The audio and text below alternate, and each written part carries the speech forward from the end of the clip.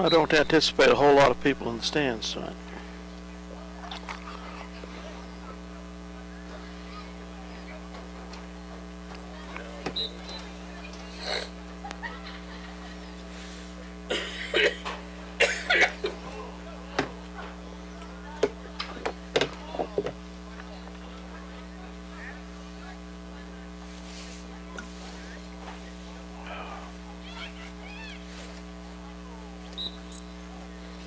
Once again, good evening, ladies and gentlemen. Tonight is senior recognition night here in Lion Country Stadium preceding this league contest. This is our opportunity to recognize the seniors and their parents of Minneapolis High School that have contributed so much to our program.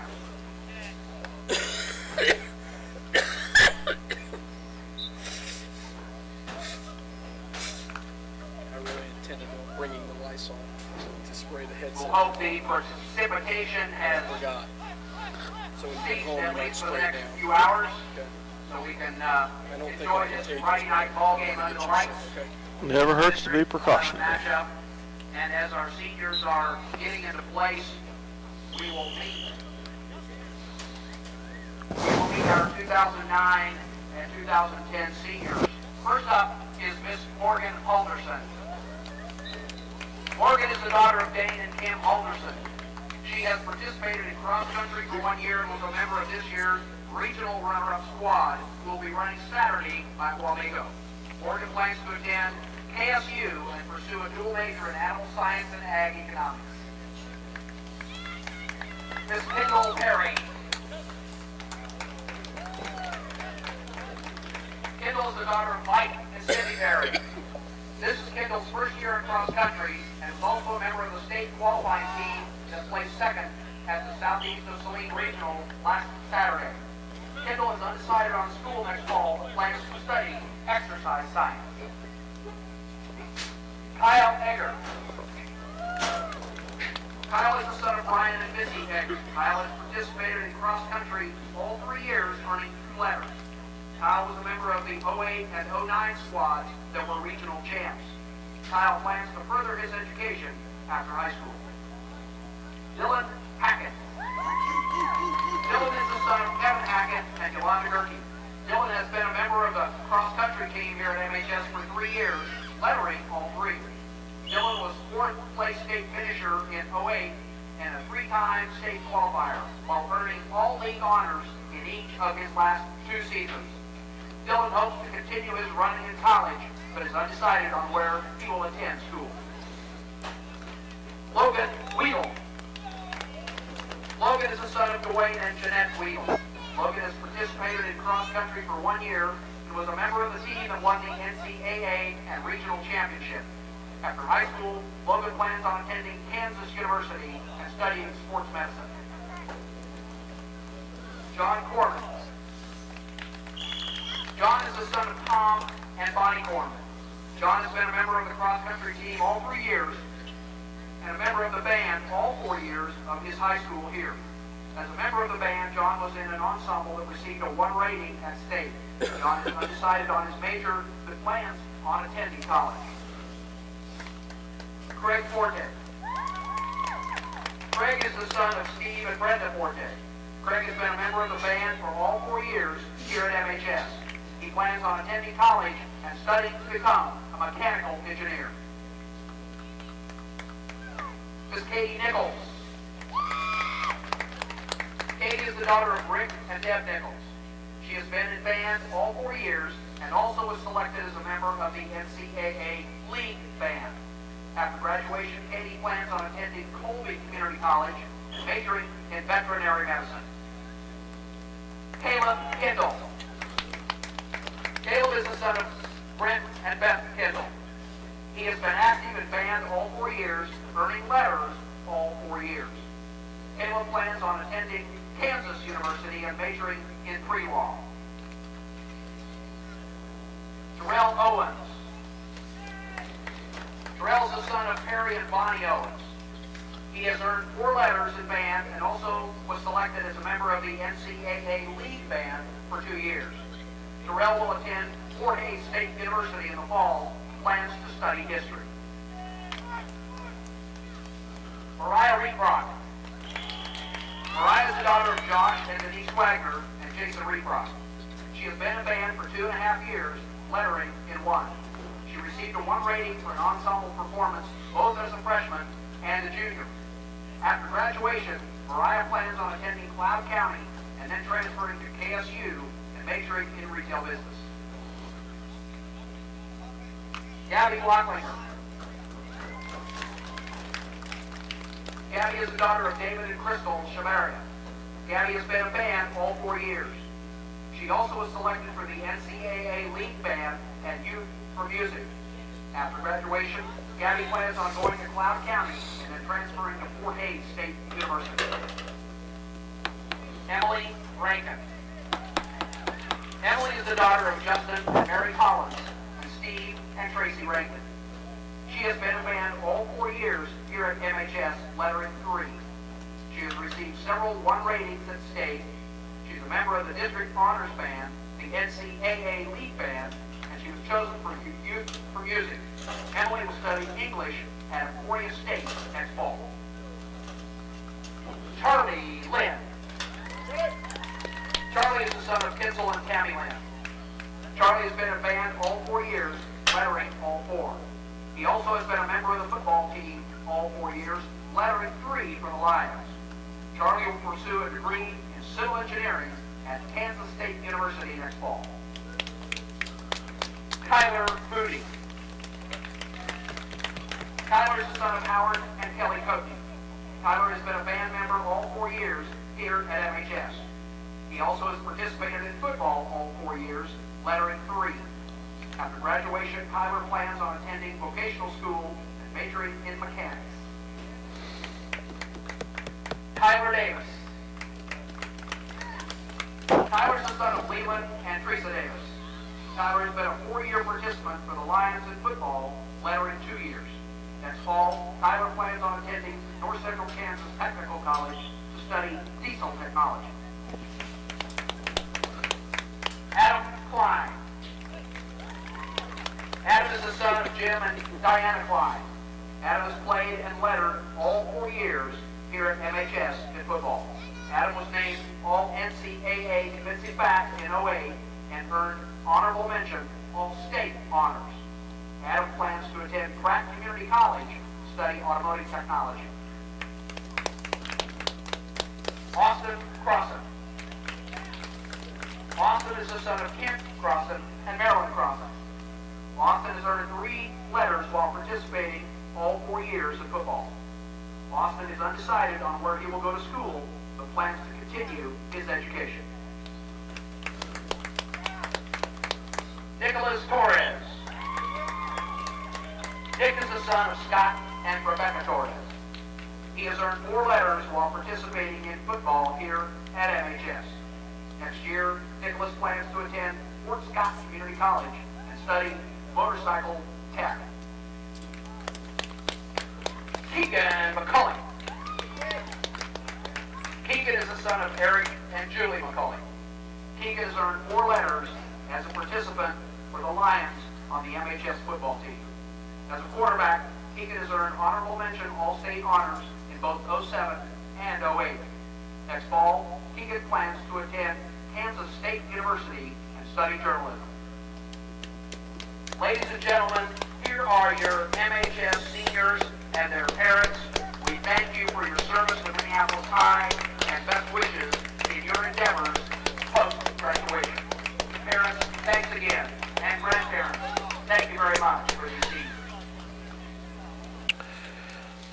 Welcome to Minneapolis High School football here on 910KNA.com, as well as Eagle Communication Channel 8 in Minneapolis, as the Minneapolis Lions getting ready to take on the Bennington Bulldogs tonight in a wet, rainy night here at Minneapolis Stadium. Dale, as we get ready for tonight's matchup against the winner-take-all in this district matchup in District 11, where Minneapolis Lions and Bennington both in district play, beating Sacred Heart. So the winner of this gets to host next week, and the loser, they do get in the playoffs, but they have to travel.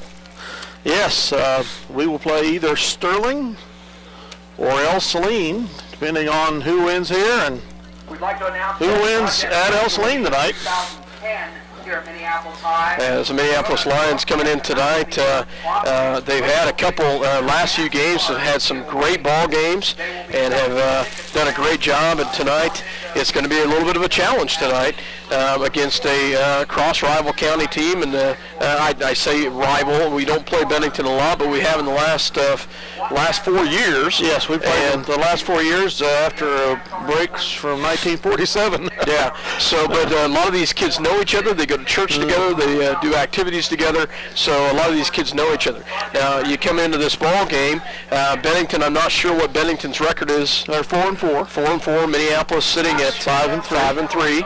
And you got to figure that coming into this matchup that Minneapolis has put some points on the board. But there's a couple things that you got to watch with this Bennington team. They are a good option team. They got some speed. Yep.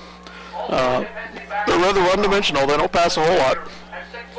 But they do run the option, and they've got a tall quarterback that has got some good yards. He's run for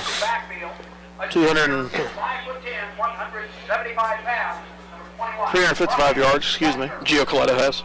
And Gellinger, their tailback, has run for 1,044. Yeah. That's the Rolander, their fullback, has run for 439. So that's almost 2,000 yards between the three of them. Between the three of them, and that's quite a bit of yardage that they put up. Yeah. And Gio Coletto as well as Gellinger, both very quick. Yes. Gellinger even quicker than what most people realize. So to our advantage, it should be hopefully the passing game tonight if we can get the rain to hold off and not be a big factor here. Yeah. Right now, misting here at Lion Country Field as Minneapolis about 10 minutes away from the matchup against the Bennington Bulldogs. As we said earlier, the winner goes on to play the loser of the El Saline-Sterling game. Mm-hmm. So Minneapolis and Bennington Bulldogs getting ready to do action in about 10 minutes, but earlier you had a chance to do an interview with Coach, so we will go ahead and send that interview so we can hear that interview with Coach Jerry Mick. So back in a second. To our weekly coaches show, Coach Mick. Well, thank you. Another nice win last week to advance our season record to 5-3.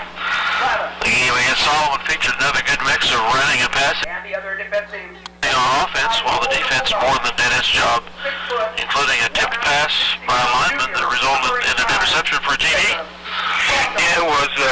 We knew that going in that it wasn't going to be a very tough game. We knew Solomon was down in numbers and down in confidence and everything. So we were wanting to focus and get some things done. And really, the first half we weren't very happy with where we were at. We had 5 drives, 3 of them scored, but 2 of them ended in fumbles, and we can't do that kind of stuff. And so we went in, we made some adjustments at halftime, and they came out, and they responded really well, and they played really good third quarter, and they kind of rolled up the game. It's kind of hard to keep the perspective going all the time when you don't have a world beater coming in, isn't it? Well, it is, but yet the guys have to understand that championship teams do that. Yes. And it's an attitude and it's a mental focus issue, and you can't play down to your opponents. You have to play at the top of your game every time, no matter who lines up against you. So that's kind of one of the things that we were trying to work on the other day, and didn't quite get it done. Yeah.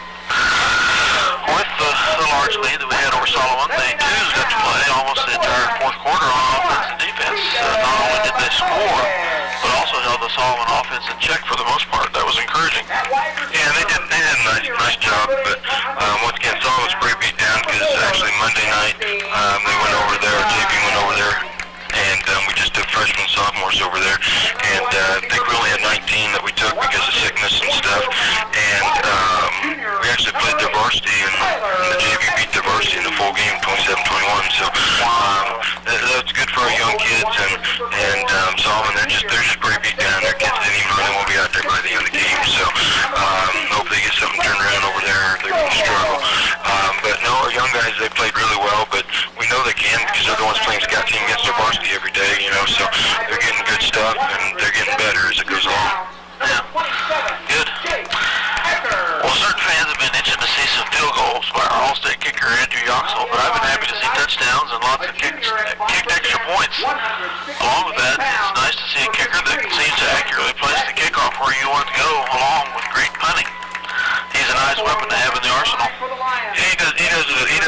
job for us, but once again, we're gonna use players as needs as best for the team. We don't really care about individual stats or anything there. The only stat that matters is the W on the scoreboard.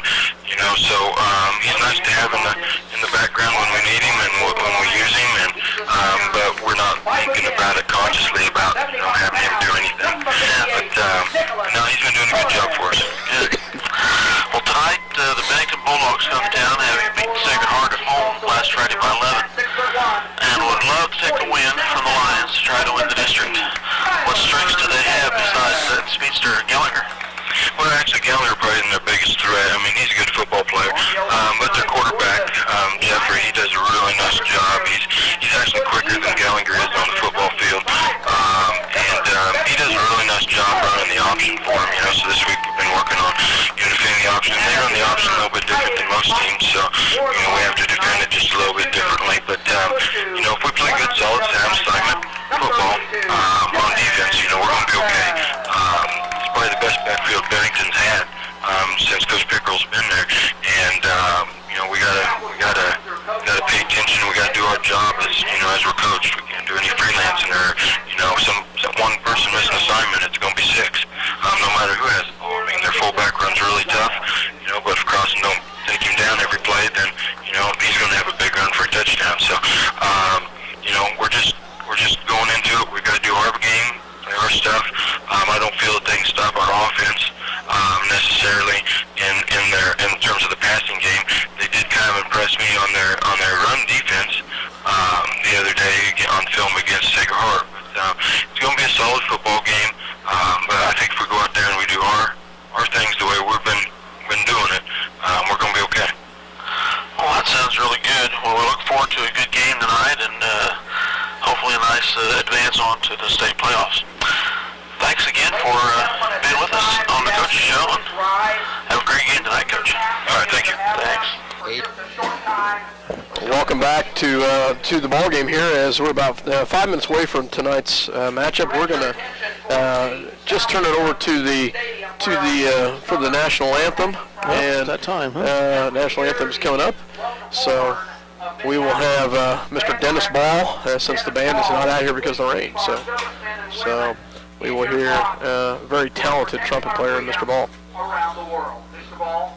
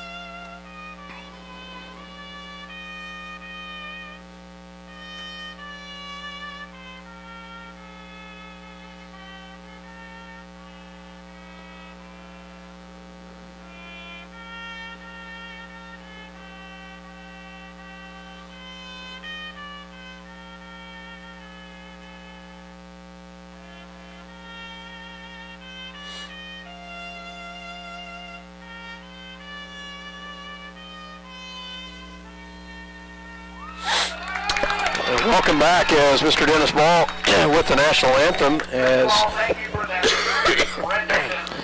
Minneapolis Lions, a couple minutes away from tonight's matchup.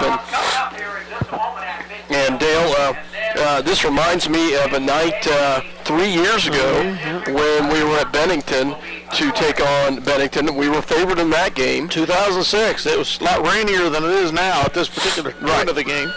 We lost 19-14. Yep, I remember that very well. And they had one heck of a ball game, and we did not. Yep. And so I hope the kids come out and are ready and fired up. As Bennington squad, we talked about Solomon being down in numbers last week. Bennington about the same size, 19 kids. 25 kids on the roster, but only 19 on the field tonight. So yeah, they're hurting. But one thing that's different between this squad and what we saw last week is they've got some speed. Yes. That was the thing. If Solomon had the speed to go with some of their brawn, they'd have been a lot better team. Yeah. But they didn't have any team speed, so. This is the 22nd game in the series overall between the two teams, dating back to 1913. As we mentioned earlier, they hadn't played since 1947, once we took up district play again in 2006. And, of course, Minneapolis is going to 3A next year, so who knows when will be the next time Minneapolis and Bennington end up on the football field again. Minneapolis leads it overall 16-5. We've won the last two in a row. Just as a kind of a comparison, Minneapolis has scored 256 points this year, while Bennington has scored 153, so they haven't had near the offensive firepower that Minneapolis had. Some common opponents between the two squads. They've both played Valley Heights. Minneapolis lost to Valley Heights early on, 14-0. Bennington lost to them 36-7. Sacred Heart, Minneapolis won at Salina 45-6, and Bennington won at Bennington last week 25-14. Their quarterback Giacolotto has 302 yards in passing, 2 TDs. He's 30 of 76, so he's not quite 40% accurate or so. But like I said, their main forte is the option run. So they like to run the option according to what Coach Mick said. The senior captains for the Bennington Bulldogs, Jeffrey Giacolotto, Dakota Rollletter, Brandon Kirby, and Chance Glavin. And the captains for Minneapolis, Adam Klein, Charlie Lynn, Keegan McCulloch, as well as Jake Eckert for the Lions. And Bennington will receive and defend the north goal. And as we get ready to go tonight, it's somewhat stopped misting tonight, but the field very wet out on the field and very sloppy. And as I've told people, I feel sorry for those that are going to be standing on the sideline, because there's nothing but cold goo down there, and there's going to be some cold feet before this game's over with. I apologize right now for my cough, folks, as I will combat that throughout the night. As back deep for the visiting Bulldogs. The Bulldogs in their white jersey, black helmet, black pants. Minneapolis in their all blue. Back deep, their speedster is Gellinger, Brian Gellinger, and number 80 is Chance Glavin. Up close is Jeffrey Giacolotto, as well as number 34, which is Dakota Rollletter. So some speed back there. We'll see what they do. Right now it's kind of an eye in the backfield, so we'll see exactly what Yoxel does on the kickoff. He's done a very good job of placing it, and the kick is up, and it is going to be hit towards, and it's going to be tipped by Giacolotto, and he slips on the ground. So tries to cut it about the 30-yard line, and he slips on the ground. That's going to be a problem all night. People slipping on this wet turf, and for both teams. Yes, and probably some loose balls because of it too. Hopefully we won't come out on the short end on that. So as the Bulldogs will start at their own 30-yard line to start this ball game. So high formation for the Bulldogs. Fullback is Rollletter. They fake the pitch. They're going to pass first thing out. They throw it up top, way up top, and overthrows Gellinger. And Gellinger had a step on. Yeah, if he had got a few back there, that was 6 points, because Gellinger had the step on Klein. So they come out and throw the ball first off as they're going to try to change things up a little bit, as they had a step right there, but pass well overthrown. Bring up a 2nd down and 10. Still plenty of seats out here, folks, on a wet night, but would love to have you. But Minneapolis and the Bulldogs at 0, high formation for Giacolotto. Rollletter, the fullback, Gellinger, the halfback. This time they will go to Rollletter, and they pitch to Gellinger, and Gellinger is hit hard by Adam Klein. And he slips on his cut just before Klein got to him. So again, that's going to be a problem tonight. Yeah, it is. It's going to be a wet, soggy field, and it's going to be hard to get traction and to get the cuts. So, 3rd down and 8 coming up here as senior Jeffrey Giacolotto. I'm thinking he was their quarterback as a freshman too. Either that or he played a lot as a freshman. I can't remember. That's a long time ago. But anyway, he's a senior right now. I formation, they will hand the ball off to Gellinger, and Gellinger will be taken down at the 35 by a barrage of Minneapolis players. I definitely remember him from last year, but beyond that, my memory just... Yeah, that could be. I'd have to look at some rosters. I could be completely wet on that one, too. So I know I've called his name numerous times, whether it be basketball or football. So we won't play him in basketball either this year, I don't believe. I think they're in our early tournament. I could be wrong, but won't be the blue and gold anymore. But back to punt is Giacoletto. Back deep for the Lions is Eckert, as well as, and the kick is going to be rolled out of bounds at about the 34.5-yard line as Minneapolis will take over on their first offensive possession here to start this ball game. There won't be any possibility of meeting Bennington in the basketball sub-state because we're going to be 3A, they're 2A. But, so go ahead and run it for a second. All right. They'll get some. The Lions are in the huddle and right next to the mud glop there, right at the 25-yard line. They come to the line. Argenbright out wide right. George out to the left. Twin backs. And they will go to Eckert first off. Eckert breaks right through the gut. He slips on the ground then, and he's tripped up, but he gets 9 on the first carry. Nice job by Jake Eckert as he gets a little 9-yard run to start this ball game. Yeah, you're going to have to see more straight-ahead running on this field tonight than doing some fancy cutting, and that he was able to do that there. If the rain holds off, you ought to be able to pass some too, but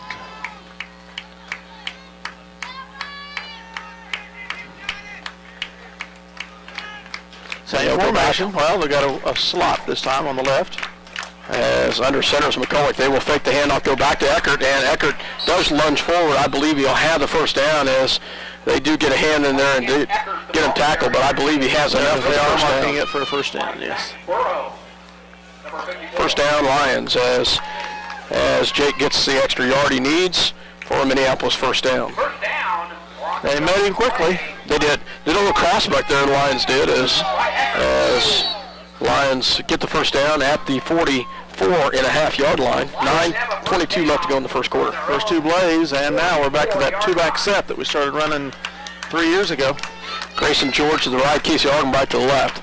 Tight end is on the left-hand side. Dylan Crossan, 2 in the backfield. They'll send Klein out to the receiver. Shotgun formation now for McCulloch. Eckert in the backfield. Drops back to pass. Has a little time. Throws it up in the air. Has it over top to Grayson George, and he catches it. Nice catch by Grayson. Great placement of the ball to Grayson George. Gonna need some accuracy, and it was there. Into Bulldog territory, down to the 40-yard line for the Lions. 15 yards on the completion as Minneapolis gets the first down. Nice first pass by Keegan. Lions will come back once again. They'll send one to the right, one to the left. 2 in the backfield, Klein and Eckert. Under center is McCulloch. This time he will straight at the gut, goes to Eckert. Eckert will gain about 2 yards on the play before he's taken down by a couple Bennington players. Actually, they'll give him forward progress, and they'll give him 3 on the play. 3 yards and a glop of mud there.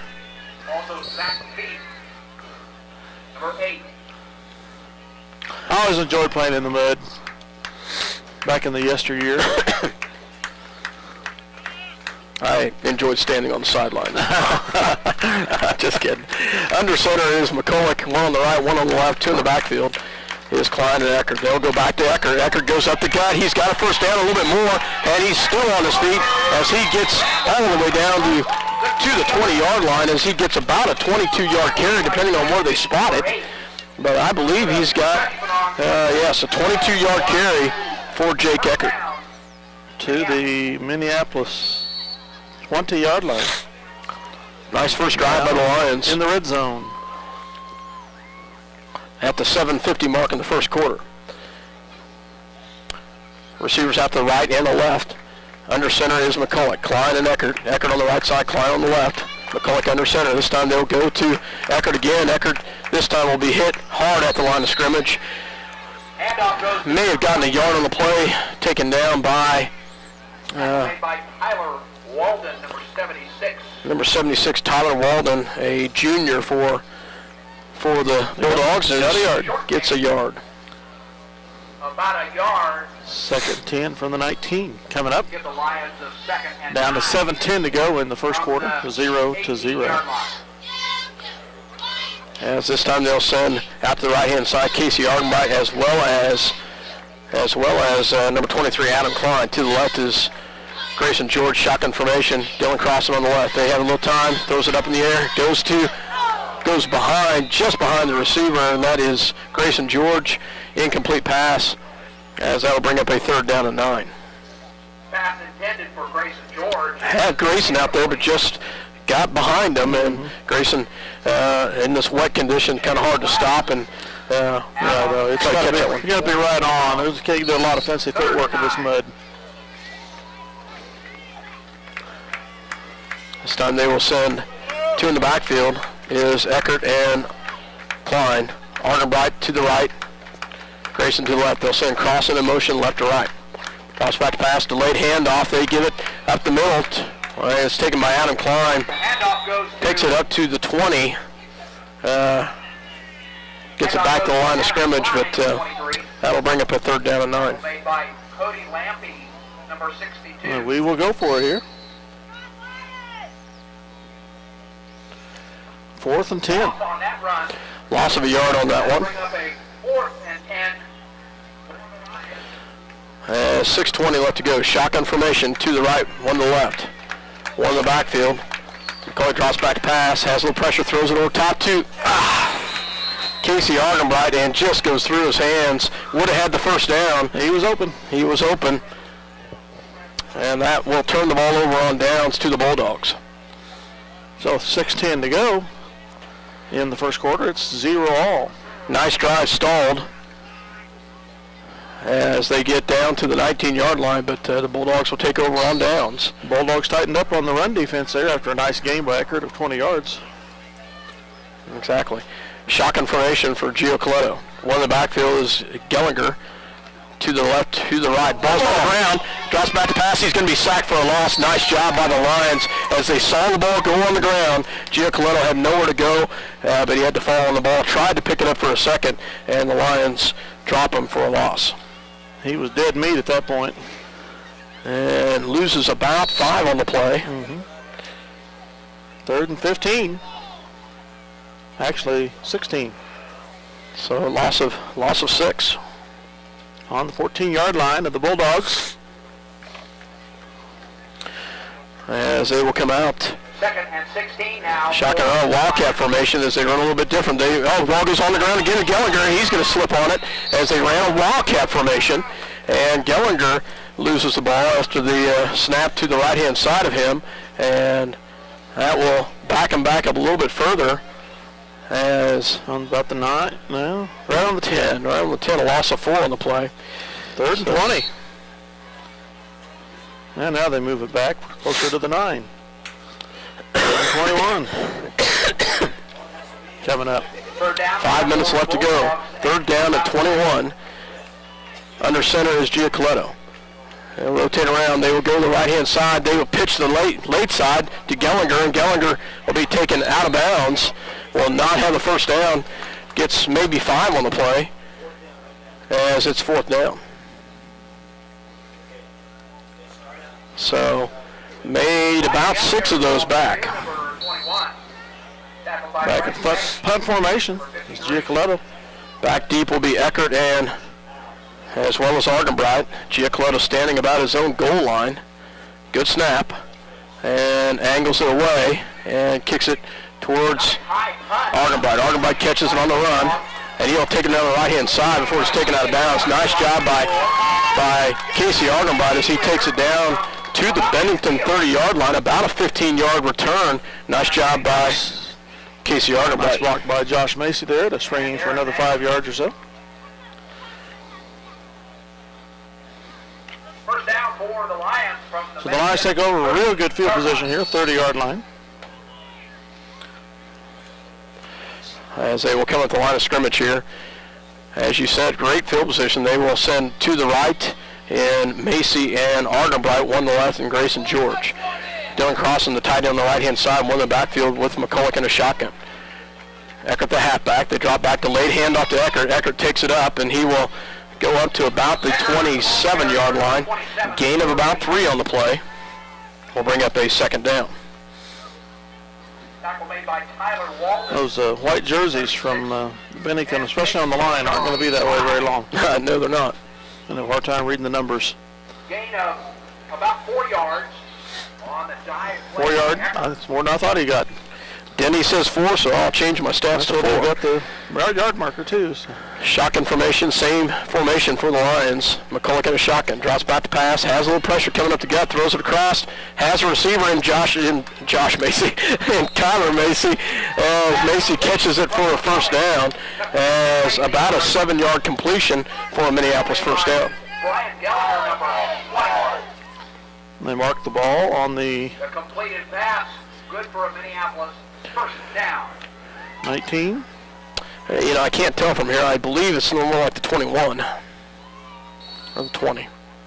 Looks like the 20-yard line. So either way, it's first down for Kyler Macy. As Scoreboard says the 20, 20, so we'll go with that. Great catch on the right-hand side. Minneapolis was here just a few minutes ago, came away with nothing, but they got first down here at the 20-yard line. Macy goes in motion, shotgun formation, drops back to lane, fakes the handoff. McCulloch will run it himself, cuts it up. He's going on the left-hand side, cuts it inside, takes it all the way down to the 11-yard line. Nice job by Keegan McCulloch. Great job by Kyler Macy out there to spring him up for a block as McCulloch picks up 9. Tackle made by Dakota Rolander. That's one way to free up the running game that's been clogged up from the inside, is to let the quarterback scramble to the outside. Well, I'll tell you, I gave him 9, but field down marker says 8, so that will bring up a second down and a long 2. Macy will go in motion. Eckert in the backfield. Shotgun formation for McCulloch. Oh, ball's on the ground. McCulloch keeps himself, still comes out of the tackle, and he gets the first down. Nice job by Keegan McCulloch. Very fortunate there. Wow, great job by Keegan right there as he picks the ball up after the little mishap, and they will get the first down. First and goal. So 2:10 to go here in the first quarter. nice job by McCulloch as picked that one up off the ground, spun out of a tackle, and comes up with the first down. First and goal from the 9. 9-yard line for the Lions. Lions will come at the line of scrimmage. They'll send Argenbright to the right, Grayson George to the left. I formation, Klein the fullback, Eckert the halfback. Under center is McCulloch. They will go to Eckert. Eckert takes it right up the gut, still on his feet, gets down to about the 5-yard line before he's taken down. He plows through the middle of the So line. looks like a gain of about 4 on the play. Tackle made by Kyle Murphy. We'll bring up a second down. Number 8 for the Bulldogs. Back to Lions here on second down and goal 3-yard line from the for 3. Minneapolis. They'll send Grayson to the right, Argenbright to the left. I formation now. I formation once again, crossing the tight end on the left-hand side. Good handoff, goes right to Eckert. Eckert takes it up the gut, and he'll be taken back by a number of Bennington players. We'll see how much he gets. Bulldog defense. So far, they haven't moved the down marker any. Rollander. To the 1. Murphy. No. According to the scoreboard. Wow, according to the scoreboard, but boy, the down marker guys still looks like he's 3 yards out. Okay, I'm going to stick with the down marker. 41 seconds, is that right? 39 seconds left to go in the first quarter. Goes fast with no passing. High formation once again. This time to fix the, throws it over top to Casey Argenbright. Does he get it? Yes, he does. Nice job. Nice job by the Minneapolis Lions as they go to Casey Argenbright in the corner for a touchdown as they get the 2-yard touchdown pass. I'm going to go 2 as the Lions get the touchdown at the 29-second mark. Not too wet for fireworks tonight. Provided by Leach Fireworks. Andrew Yoxel on to kick. The PAT. Point after attempt.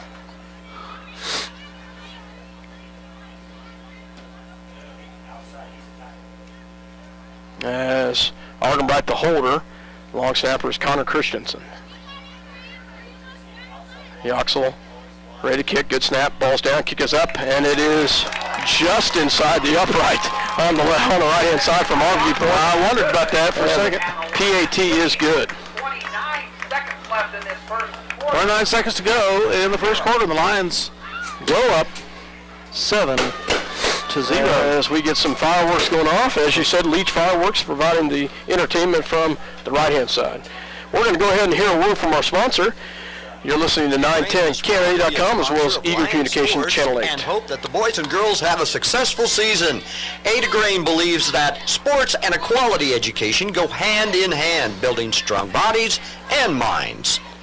Bennington State Bank is proud to sponsor the Minneapolis Lions this season. They're proud to be a part of their great community and strive for excellence in their school curriculum and athletics. Bennington State Bank, your trusted hometown bank, with offices in Bennington, Minneapolis, Salina, and Wamego. Member FDIC. Cut them off too early there. Andrew Yoxel set to kick off for the Lions. Second time this quarter. As we're about the end of the first quarter, as Yoxel will put the ball down to get ready to kick here. Lions on top 7-0. 29 seconds left in the first quarter. Back deep, same formation. They spin it around a little bit. They kick it towards Glavin. Glavin will pick it up, fumbles the ball at the 20, picks it up, and he'll go to the outside. He'll be tackled. Nice job by the Lions as they get up to about the 25-yard line. Eckert's one of them on the tackle. As nice job by the Lions. Tackle made by Eckert and Austin.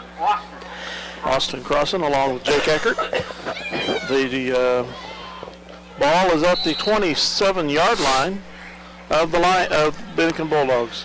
See if they can get better flow here going, not so many fumbles. Giacoletto will hand the ball off to Gellinger. Gellinger goes up the gut, and he'll be taken down by Klein.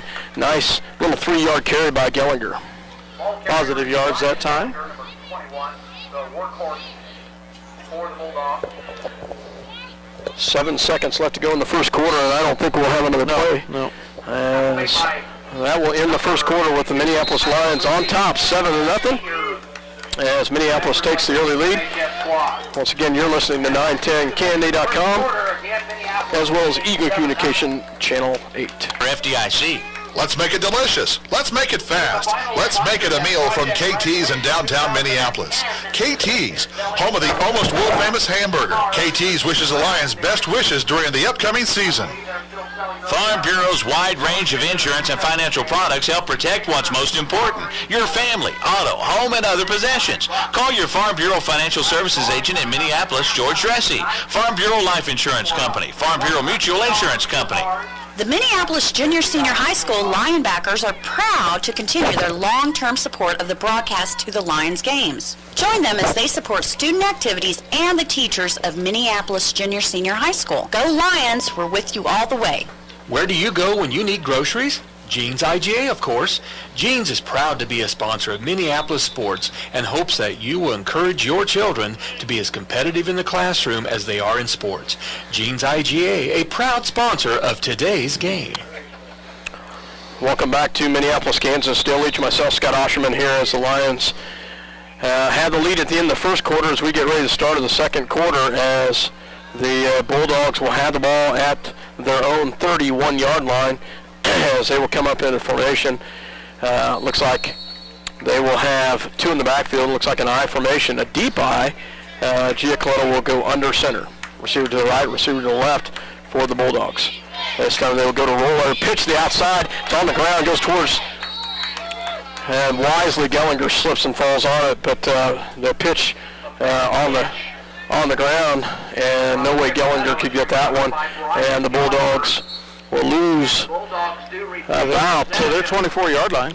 About 7 yards on the play. And the ball's right almost in the middle of the worst spot of the field right now. There's about a 15-yard to 20-yard area there at the center of the field that's just goopy. Yeah. And won't be good the rest of the season as far as grass is concerned. Or any other games we have here. I formation for Giacoletto. This time they will drop back to pass, looks to pass, flushed out of the pocket, slips and falls, puts a knee down, and he will be down. As in high school ball, as a knee goes down, you're down. And that was third down. We'll bring up fourth down, and Gio Coletto loses more yardage on that one. And 16. Loses about another 10, so they go backwards on that possession again. So 2 possessions in a row. The Bulldogs have had 2 disastrous downs here as far as losing yardage on their own volition. Giacoletto back to punt. And it's punted towards the outside, and Keegan McCulloch almost ran right into that. That was it, and there was a Bulldog there to bring it in if he had touched it. Yeah. He didn't, so. Minneapolis will take over with great field position, as we'll see exactly where they mark it. So about the 43, excuse me, yeah. So Lions will take over at the Bulldog 43-yard line. 10:33 left to go here in the second quarter. Minneapolis with a 7-0 lead here. From the Bennington 43. Send Argenbright, Casey to the right-hand side. Grayson George to the left. 2 in the backfield is Klein and Eckert. They'll go to Eckert. Eckert will take it up the gut, still on his feet, still going, and he'll have the first down and more. Nice job by Jake Eckert as he gets about an 11-yard carry right there. Great job by Jake Eckert. Great job by the offensive line, though, Dale, giving him a nice hole to run through as he will pick up the first down and then some. Nice run. Nice power run. Right up the gut. First down. First down for the Lions as Argenbright to the right, Grayson George to the left. Shotgun formation for McCulloch. Tight end is is Dylan Crossan. They go to Adam Klein. Adam still on his feet as he'll be taken down about the 30-yard line. Gain of about 2 on the play. We'll bring up a second down and 8. Remember a year ago, Adam Klein debuted as a running back in this game and had some real good yards as the game wore on. Yeah, I couldn't remember which game it was, but it was at Bennington. 2-yard gain on the. We were really in sorts for running backs last year. Jake was hurt. Kyler Moody was hurt. Kyler was our fullback for quite a while last year. They'll send receiver out to the right, 1 to the left. Under center is McCulloch. Second down and 8. Bulldogs show blitz. McCulloch throws across the middle to Crossan. Got lucky there. Maybe through his hands. Got lucky there. They had a defender right there, and a little bit high, as you said, Dale. But it's a good thing that Dylan had a hand on that one, because that could have gone into the hands of a Bulldog. Third down and 8. Ball on the Bulldog 30-yard line. Trips to the right, 1 to the left, 1 in the backfield is Eckert. Shotgun formation for McCulloch. Able to fake the handoff, throws across to Argenbright, and it's an incomplete pass as they try to go to the right side to Casey Argenbright. Incomplete pass. We'll bring up a 4th down and 8. For the Bulldogs, Jeff Giacoletto. Again, right in that worst part of the field. Yeah, there's not a lot of cutting available in that area, and I'm sure from a quarterback standpoint, hard to plant that foot and get one off. Ball's on the 30. Second down and 8. Trips to the right, 1 to the left. Eckert in the backfield with McCulloch. Drops back to pass, has pressure coming, and he's going to flush out of that. And he gets it, to Crossan. I'll be darned, Crossan gets it. He'll be tackled, but McCulloch gets that one off. Didn't get a first down, but at least we didn't get a 20-yard loss. Yeah, exactly. So does get it to Dylan Crossan. It is not 4-yard gain to the 26th of Bennington. Well, they'll take over first and 10. So the Bulldogs will take over. Minneapolis we're not as deep as earlier, but Bulldogs was able to stop them on downs. Luckily, we did not lose that one all the way back to the 50-yard line. See if Bennington can keep from shooting themselves in the foot again here.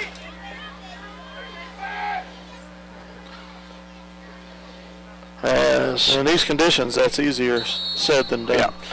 Giacolo will go under center. I formation once again for the Bulldogs.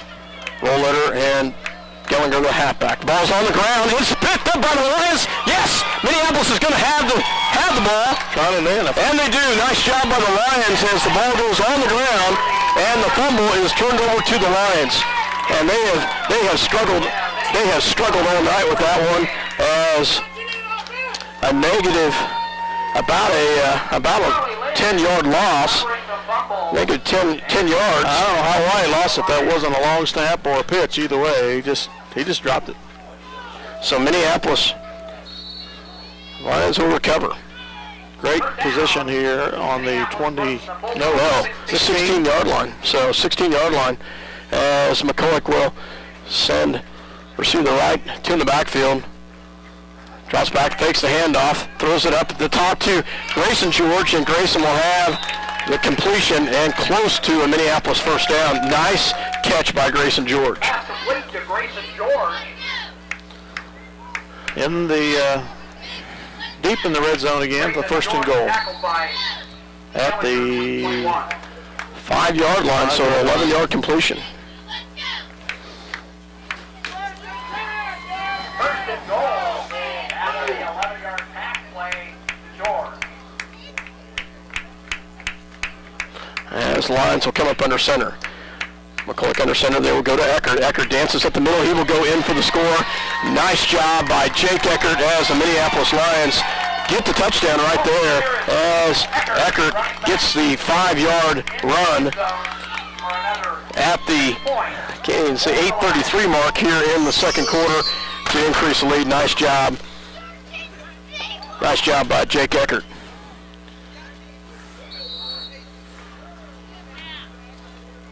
As Minneapolis will try to kick the extra point.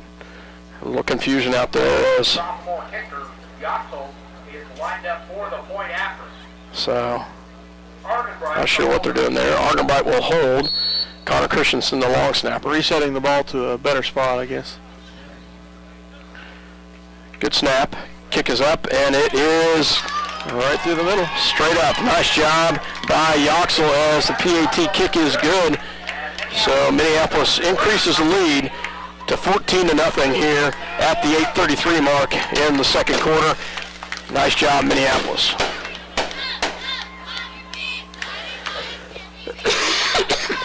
We will hear a quick word from our sponsor. We'll be back in just a second. Roth Repair has been a fixture in Minneapolis for some time now. Fixture, get it? Roth Repair can fix, replace, maintain, patch, build, remodel, and mend just about anything. The work is professional and the cost is reasonable. Roth Repair, Minneapolis. Call them today if you need something done right the first time. It's fast, it's furious, and it's fun. It's Minneapolis Raceway. Minneapolis Raceway has brought you exciting races to Central Kansas and will continue the tradition. Minneapolis Raceway will give you and your family some of the most exciting races ever seen. Go Lions! Ready for the kickoff here. Excuse me, folks. 8:33 to go in the half. Lions Welcome up back. 14-0. Welcome back to Minneapolis. Thank you, Dale, for taking over there for me. Yoxel to kick the ball, and this time they will kick it. It's going to go out of bounds, though, and that will give the yardage great field position. If I was the Bulldogs, I'd go up to the 35-yard line on that. Yeah, I think I would too, as it's going to be out of the mud pit pretty much so I would think that they would do that, but looks like that's what they're doing. So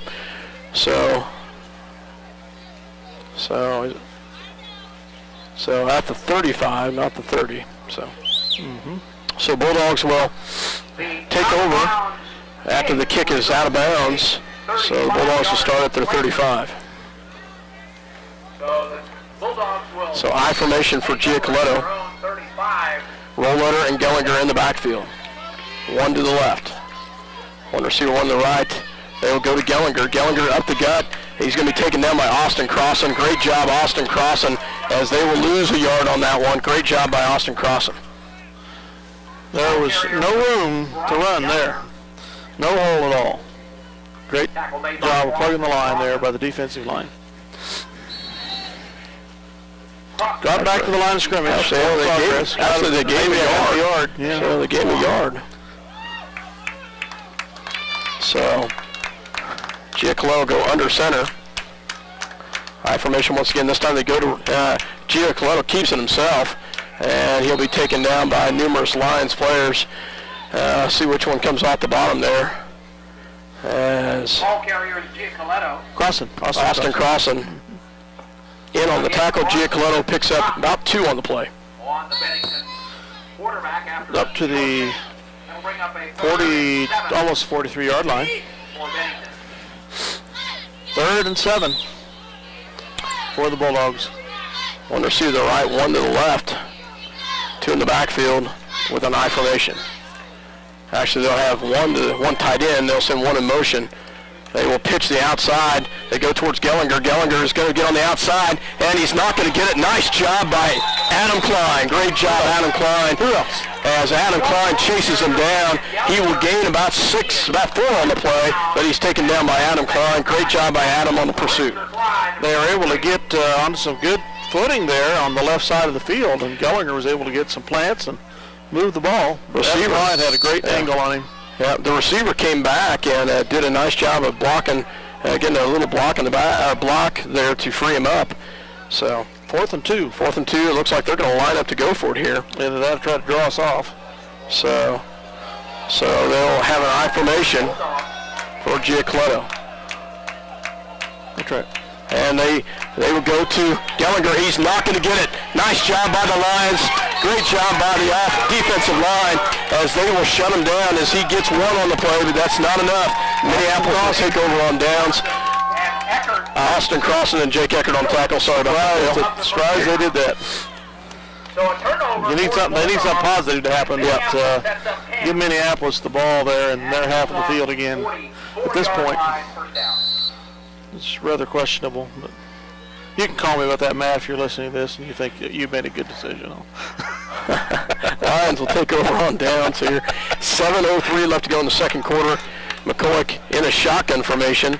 Eckert and Klein in the backfield. Grayson George to the left. Arnold to the right. Good snap, fakes the handoff. They will go to Klein. Klein will take it on the left-hand side. Bounces off the tackle, still on his feet. Great job by Adam Klein. Had him stopped back there at about the line of scrimmage. And he gets out on the outside, gets his longest carry of the night for about 7 yards. Nice job by Adam Klein as he gets the 7-yard carry. To the 37 of the Bulldogs. 2nd and 4. Coming up. Klein will come out, Macy will come in as they'll send 2 receivers to the right, 1 to the left. Shotgun formation for McCulloch. Eckert in the backfield, Dylan Crossan the tight end on the right-hand side.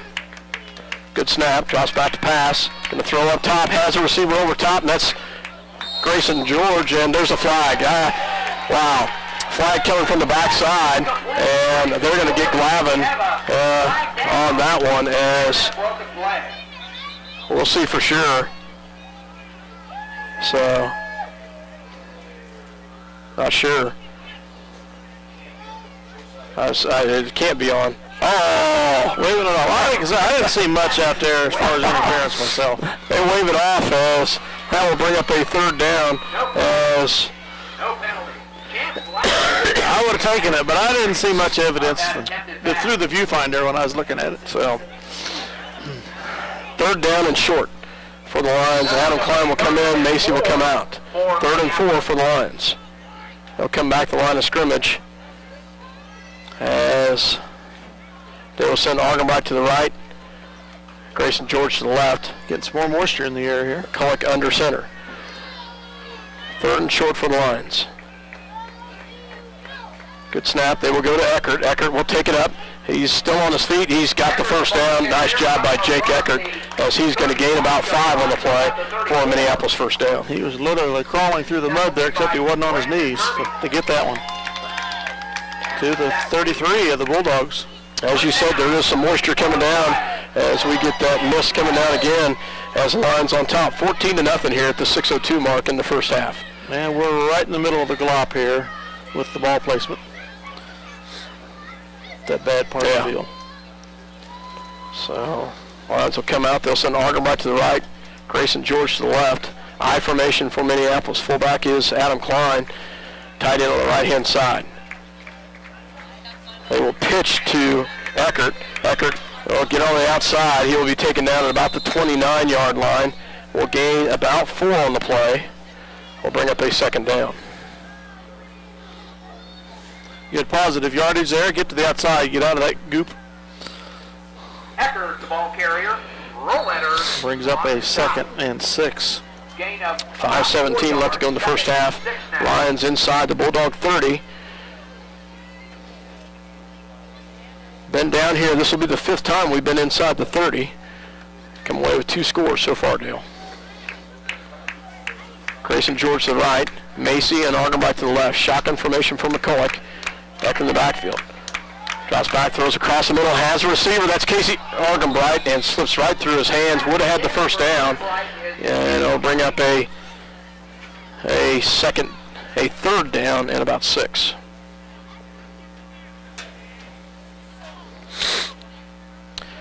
Had a good look there, just a wet ball.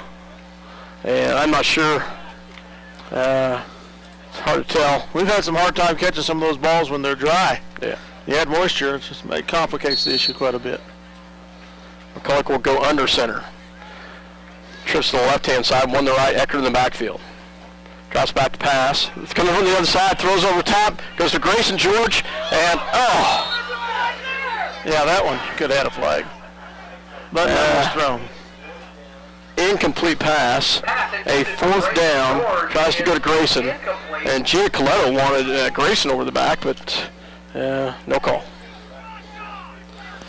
4th and 6 coming up. So, rain coming down here and a steady mist right now. 4th down and short, or 4th down and 6. Grayson George will come to the right-hand side. Argenbright and Macy to the left. Eckert in the backfield with McCulloch. Bulldogs showing blitz. Good snap, drops back to pass, throws it, and it's going to be tipped.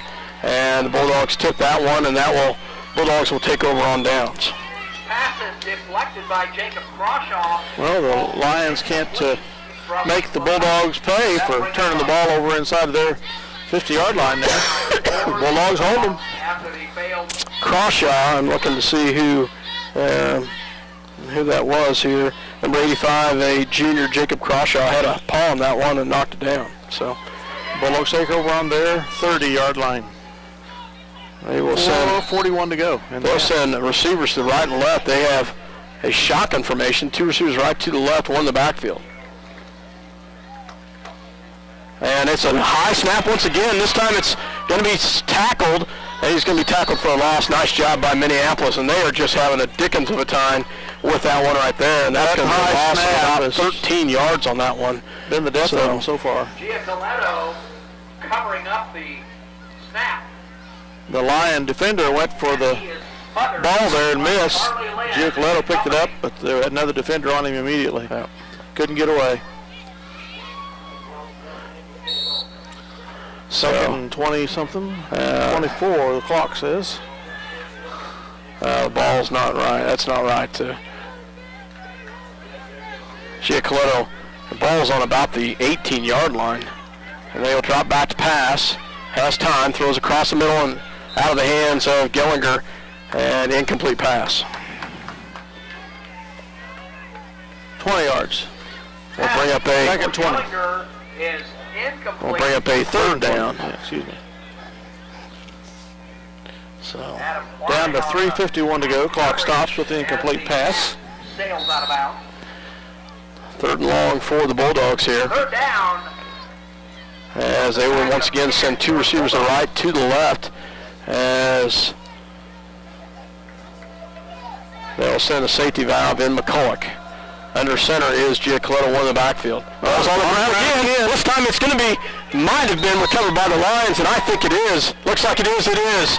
Nice job by the Lions as they recover the ball on the ground at the Bulldog 14-yard line. And another fumble, just basically a bad snap. Yeah. And unfortunately for the Bulldogs, they had a back there that ready to block. He didn't see that the ball was on the ground. It went right behind him.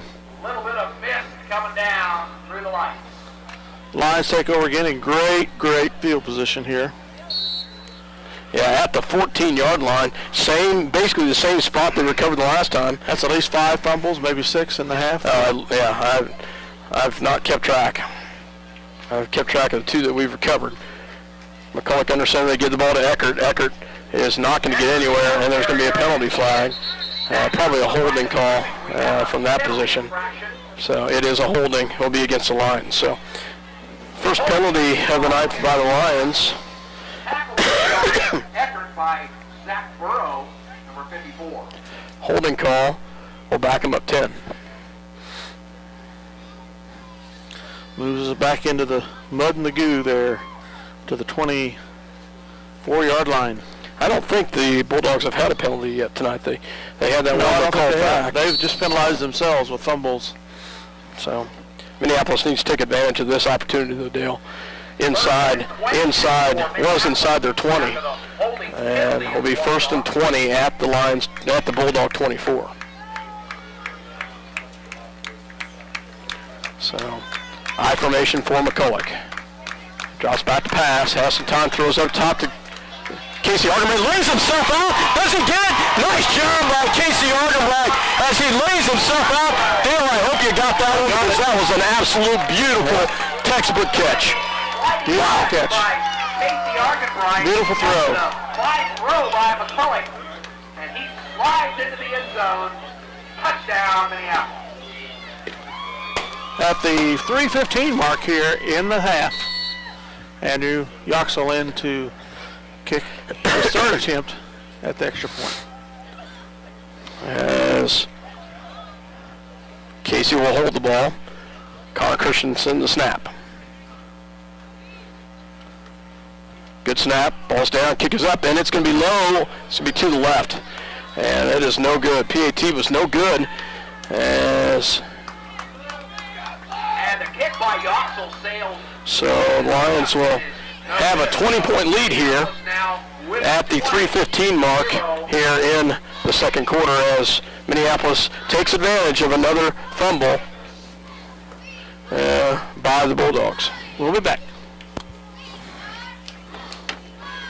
Todd and Shelley Wilson and Wilson Shields Funeral Home offer affordability and dignity. They know that the Minneapolis Lions will have a great season and want to wish them the best. Wilson Shields Funeral Home, our family serving your family. City Pharmacy has brought to you quality professional pharmaceuticals since 1963. Joe and Amber Wool will help you with your medications, durable medical equipment, cosmetics, gifts, and greeting cards. Your hometown pharmacy, City Pharmacy, downtown Minneapolis. If you're searching for the... Welcome back to Minneapolis. Dale Leach, myself, Scott Osherman here as Lions take a 20-0 lead, but a great catch by Argerbright in the end zone. Dale laid himself out beautifully and came up with that one. Yoxel to kick as a steady miss coming down. This one is high on the ground. It's going to be taken up by the upback, and he's going to be taken down. Still on his feet. Nice job by, I believe, number 34, which is Rollletter. Gets to the 8-yard line of the Lions. Radke, number 53, and Austin Cross. About a 14-yard kickoff return. Gets him on the northernmost edge at the area of mud there in the center of the field. 37-yard line. As from their own 38-yard line. As Bulldogs need to get something positive going here for them. Pitch. This time it's a pitch to the outside to Gellinger, and Gellinger is going to be tackled, but wow. Boy, he gets to that corner quick. Yes, he does. Gets about fast. Gets about a 3-yard carry. Number 21.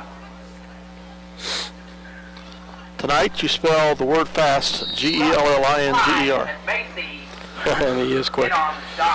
How many gold medals did he win last year at state tournament? 3 or 4. That's what I thought. I thought he was their whole placement to their team, except for maybe in the relay.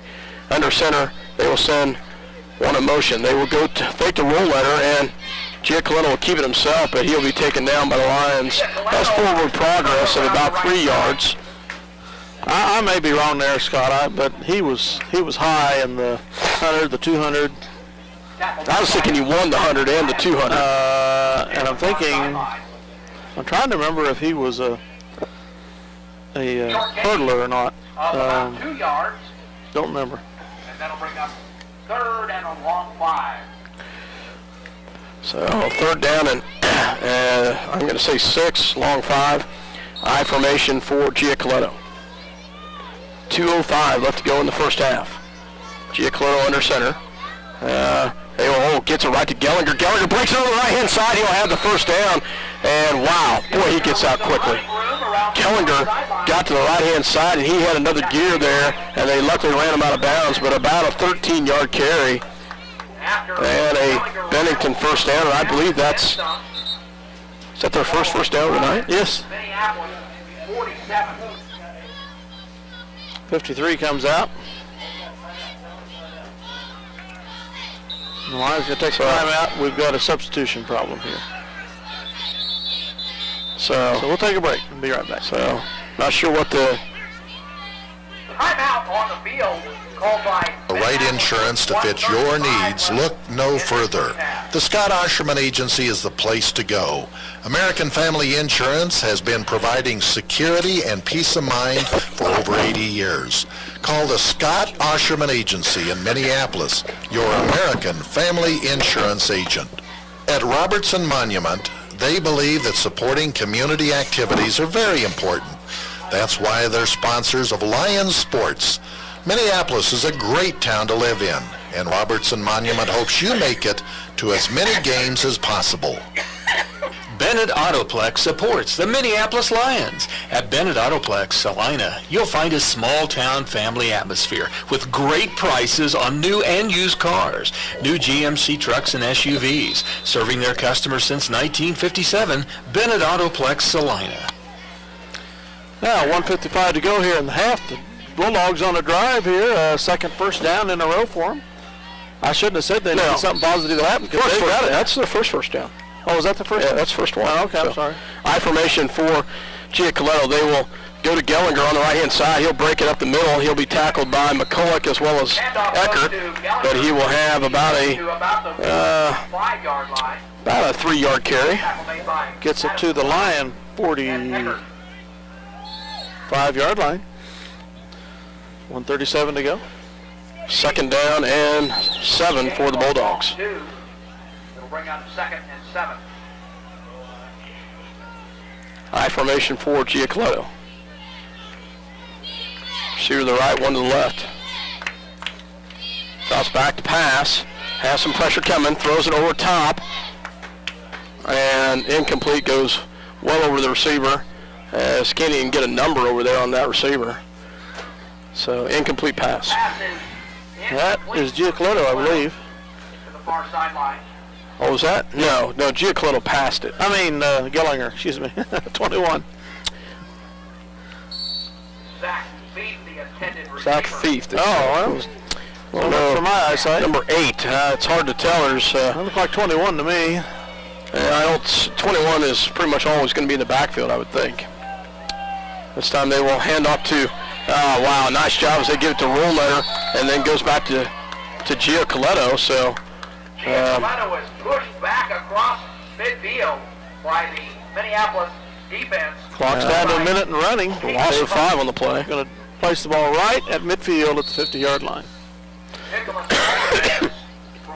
Fourth down as you got a punt at this point. 48 seconds left. And Giacoletto, well, standing about his 37-yard line to punt. Good snap. And a good kick. Well, I shouldn't say that. Kick towards away from any defender, and Minneapolis will have decent field position at about the 31, 32-yard line. Probably the worst field position we've had all half, Scott. Yeah. We've been in the Bennington half of the field almost the whole half. Yeah. 33 seconds and the ball on the 33. Minneapolis takes over first down. So the Lions have a long way to go here to get something done in 33 seconds.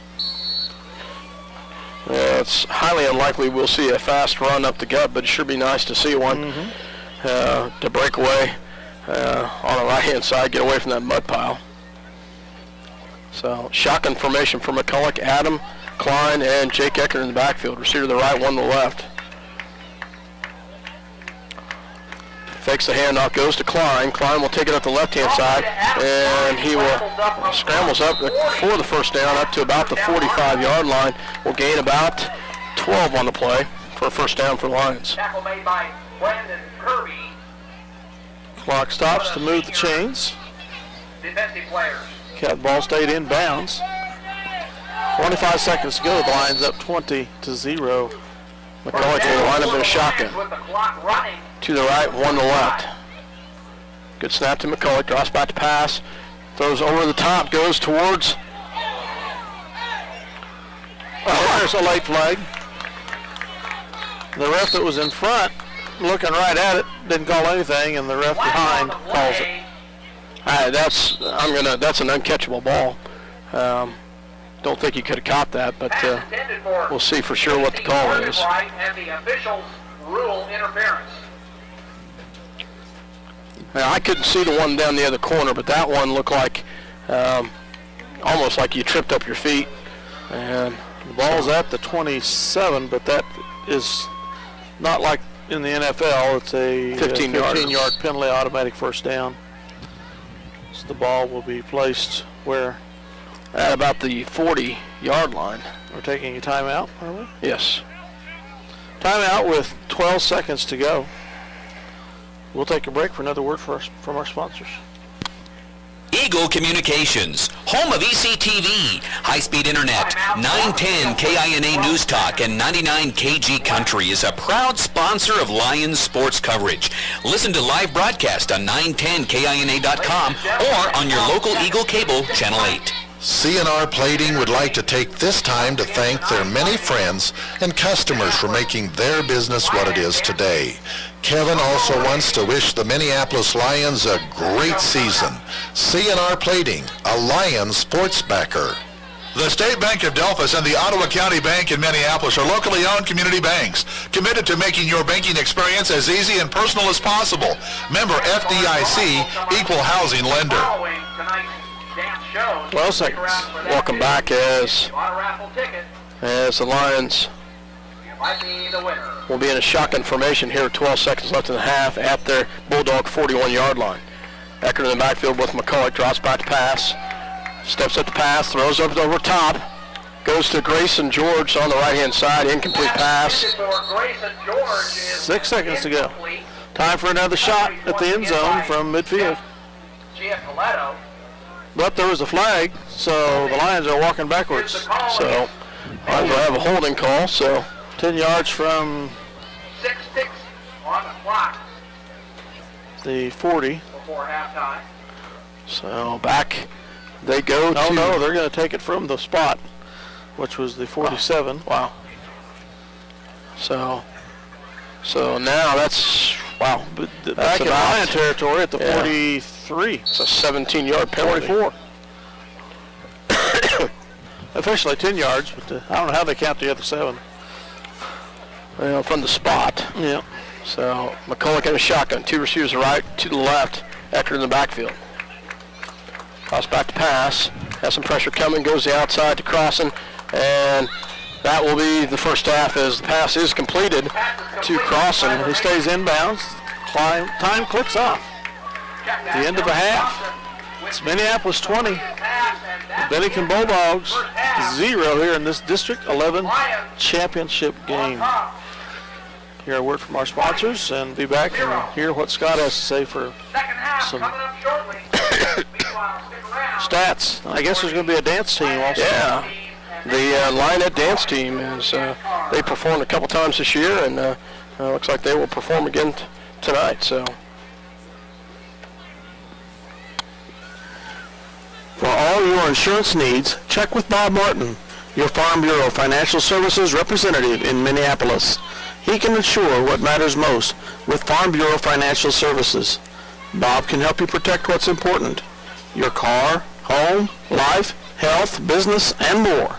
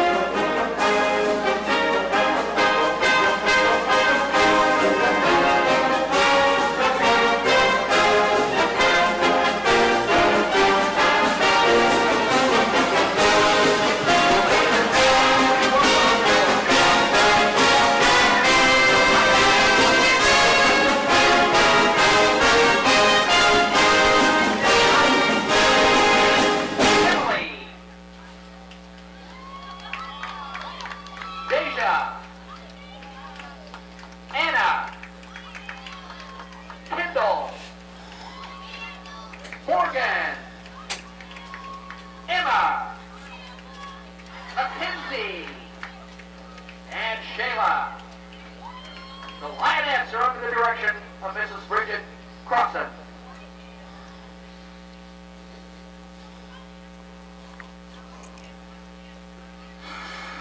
Hi everyone, let's get ready to do the Lionette workout. So get on your fanny packs, sweatbands, and leg warmers. Let's go! Physical, physical, home and physical. Let's get physical, everybody go. Everybody go, everybody go. Let's get physical, physical, home and physical.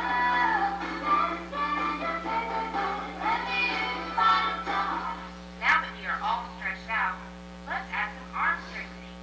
Make sure you're in a deep plie. Don't arch your back. Let's work those arms. You try.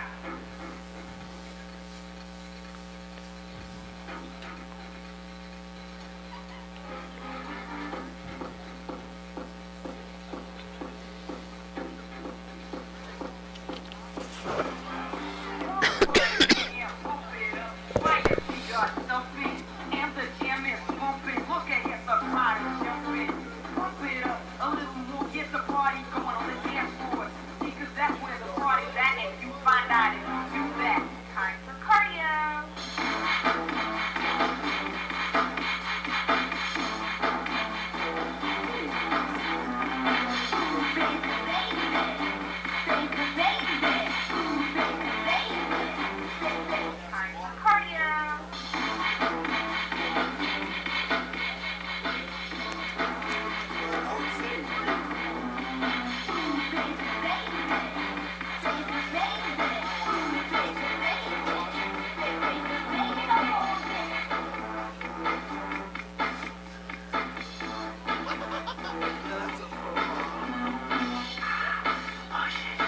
All right, ladies, awesome job.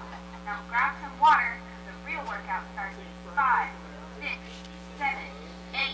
Now whip it. In shape. Shake it up. Get straight. Go forward. Move ahead. It's not too late. It's not too late. You whip it. Whip it good. Excellent workout. You should be proud of yourself. That's all for now. Thanks for joining us for the Lionette workout. Cute little dance number there. Yeah, it was. The Lionette, excuse me, under the direction of Bridget Crossan, doing a nice job there, as they did a nice job with their workout video. And the 8 members of the Lionette Dance Squad. And Dale, I'm still working on stats, so I think we'll go ahead and once again hear a little word from our sponsors or hear some music, and I'll finish up my stats. You let me know when you're ready to go. I will. Okay, once again, we're going to have the raffle drawing. The minute mark in the halftime, and interesting stats I got here, Dale, as we'll run through Bennington's stats first. Now, just so I get this out in the open first, when there is a fumble and the quarterback lands on it, it's negative yardage for the quarterback. Yes. So in that prerequisite starting out there, Bennington rushed the ball for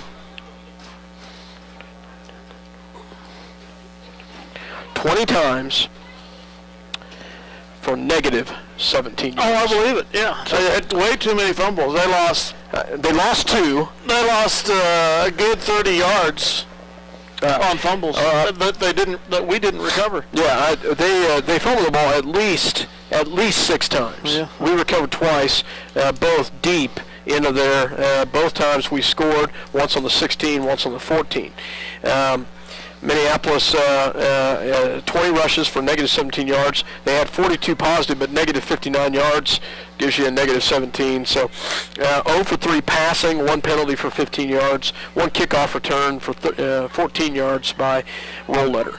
For the Minneapolis Lions, a little different story.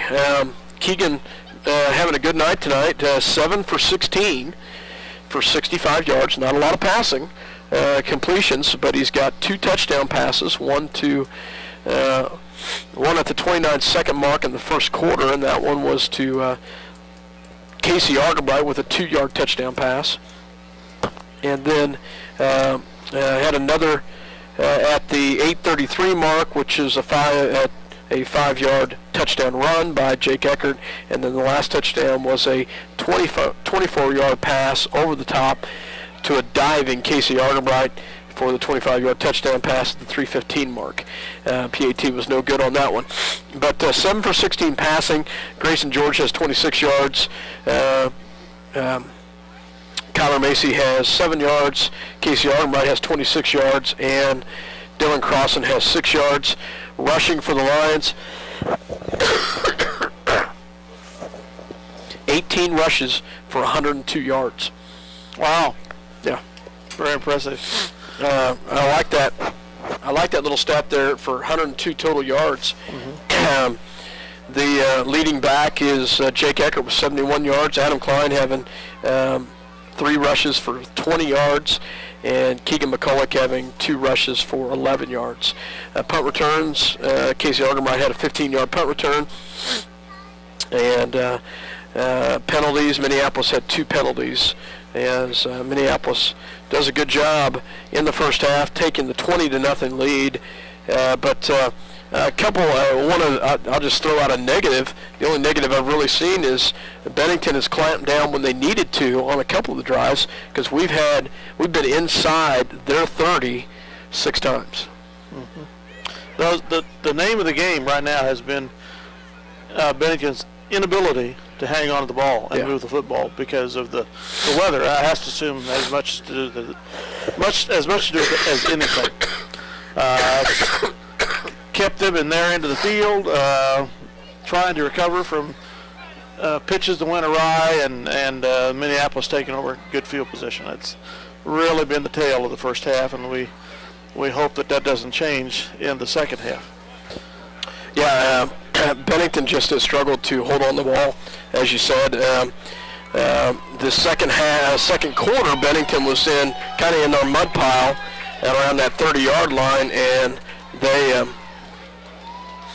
But even that, there was a couple times that they just could not get any movement on the ball, and a lot of it wasn't even necessarily poor snaps. It was just couldn't hold on to it.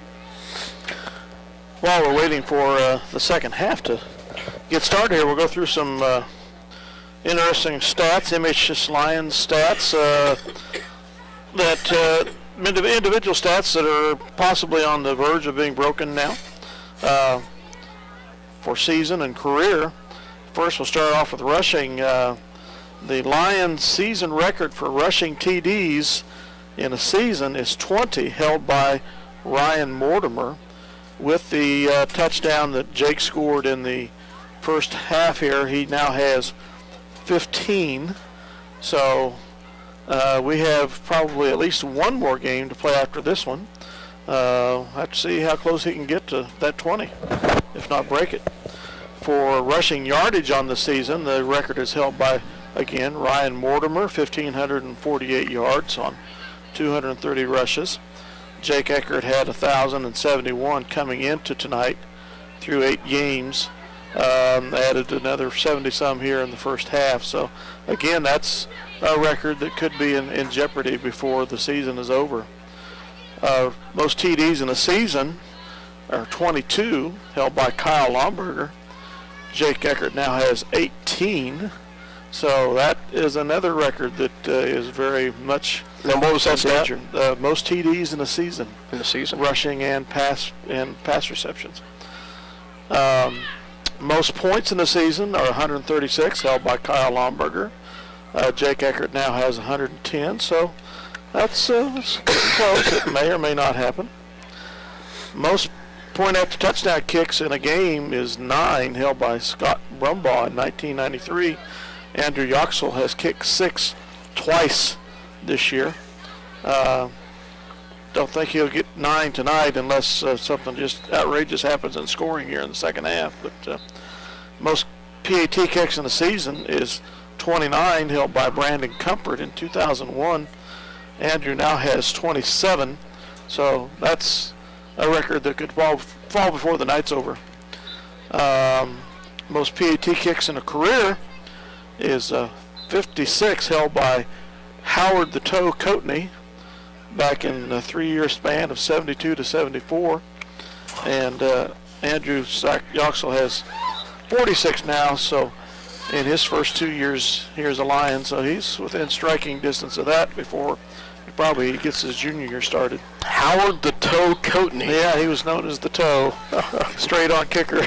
The only passing records, they're not owned by Keegan McCulloch, are interesting. One of those is the most TD passes in a season, which is 19, held by Jacob Goeth in the year 2000. Keegan's record is 16. He has 14 now on this season, so including 2 tonight. That's counting those 2. Counting the 2 tonight. So the other one is the longest pass play from the line of scrimmage, which was 93 yards, head by Ken Wilcox in 1964. Keegan's longest is 89 yards. Kenny Wilcox in 2008. Kenny, if you're listening tonight, congratulations. So there's some records that are close to being broken by some Lion members here. It'll be interesting to see how that goes. Like I say, Keegan, with his outstanding career here at Minneapolis of 3.5 plus years as being a starting quarterback, has had a chance to just demolish almost every passing record in the book. And I'm sure those will stand for, I'd be shocked if they don't stand for quite some time, but then I thought Ryan Mortimer's and Kyle Lomberger's records would stand for quite some time, and Jake Ecker's probably going to rewrite every one of those before he gets out of here. So who knows? Yeah, you just never know that some great talent out there for the Lions, and and they're doing a nice job here in the first half tonight. Dale, let's talk about the second half for a second. As I've asked you throughout the season, what are they going to have to do in the second half to maintain and come away with a victory tonight? Well, don't get careless with the ball. That's the main thing. Keep possession. You got a 20-point lead. You need to add to it to ensure the win. Get at least a couple more touchdowns here. It'd be great. But keep up the solid play on defense. Don't let the Bulldogs get things rolling. That'll be our only danger point here in not wrapping up the District 11 title. Yeah, when given the opportunity, score. Mm-hmm. Defensive-wise, I felt like the Lions have done a good job, but they're going to have to maintain and continue to fight. And you, Scott, there, folks. Sorry about that, folks. I apologize for my cough. As the Lions are going to have to come out and maintain the defensive intensity as well. We shall see. The Lions will receive the ball here to start this second half, and we shall see which end of the field we will defend here. The wind doesn't matter; it's the mud more than anything. I have a feeling we will defend, or we will head to the north. Probably so. I'm going to check the radar here real quick, see how things are looking. As the captains will head to the center of the field, as we're just seconds away from the team captains going to the center of the field. So you can tell the receiver for the Bulldogs, number 80, Chance Glavin, the only white jersey out there. Look at that beautiful radar below the X. Not a cloud, no rain in the skies, but there's some rain up there, but it looks like it's all going north, to the north of us, to the west. Stay away from us. So that's nice to see. As Minneapolis and the Bulldogs getting ready to start battle here in the second half. Dale Leach, myself, Scott Osherman. As we're waiting, I'll just throw this out. Folks, if you're ever interested in being a part of this broadcast team, Dale and I would love to have your help. Greatly appreciate it. For this, basketball, wrestling is in sorry shape. We need somebody that knows something about the game that won't mind doing some filming, whether it's every everyone or not, that doesn't matter. If you could help out with that, that'd just be tremendous. And Yeah. we're short a color commentator here on home games with football. Yeah, on the road we're good, but at home we're short of somebody for color. So We're in our 10th year here broadcasting, folks, and people kind of come in and come out, but we need some other folks to think about coming in and joining the team and being a part of this effort by the linebackers to bring these games to the public. I've enjoyed it for the last 2 years, Dale, being a part of this, and folks, it's believe it or not, it's relaxing. It is. Come on out and you get to enjoy the football game and talk about it at the same time. And so Minneapolis back deep will be Eckert and Argenbright as the Bulldogs will kick the ball to start the second half. It looks like their kicker is Gellinger. Yes, he was kicking the extra points at the beginning of before the game. And he kicks it. And they're going to re-kick for some reason. Offsides? I think they're offsides. Yep. So offsides is the signal. Yeah, Gellinger is, what's his first name? Ryan Gellinger. Ryan the Toe Gellinger here. Straight on kicker. He can boot it too. Well, he can, but he's got more wheels than he's got a toe. Kid has got some speed. Excuse me. That will back them up to the 35-yard line, and they will kick again. We talked about Howard the Toe Coatney there back in the 70s. Back in the resurgence of Minneapolis football there in the early 70s, he had some, of course, extra points, and he kicked some very essential field goals in some very tight football games with Smith Center for some victories. He really had Smith Center. He really had a nice career of kicking for the Lions. Bulldogs to kick the ball. As this one is kicked towards Casey Argenbright, taken at about the 25-yard line. And breaks, dodges one tackle, still on his feet, up the sidelines, and he'll be taken out of bounds. Great job by Casey Argenbright as he gets a 32-yard kickoff return to start this second half. Bennington defender there grabbed nothing but air as Argenbright sidestepped him and headed up the field for another 25 yards. Gets it in Bulldog territory to the 48-yard line. Maybe it wasn't quite 25 yards, but anyway. I think it's 32 yards because he counted about the 20. Takes it out to the 48. So Adam Klein and Eckert in the backfield. McCulloch under center. Tight end. They will go a crack back to Eckert. Eckert on the right-hand side breaks the tackle, and he scrambles up for the Minneapolis first down as he gets about 13 yards on the carry to the 35-yard line. Move the chains for another Lions first down at the 35-yard line of the Bennington Bulldogs. About a 13 yard, is that about right? Yeah. 11:35 to go here in the third quarter. 20-0 is the score.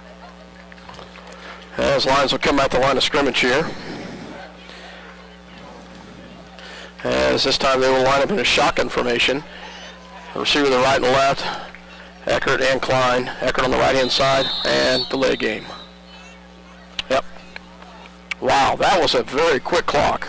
Delay of game is the call against Minneapolis. So Minneapolis with the 5-yard penalty. Their second or third penalty of the night. Third penalty.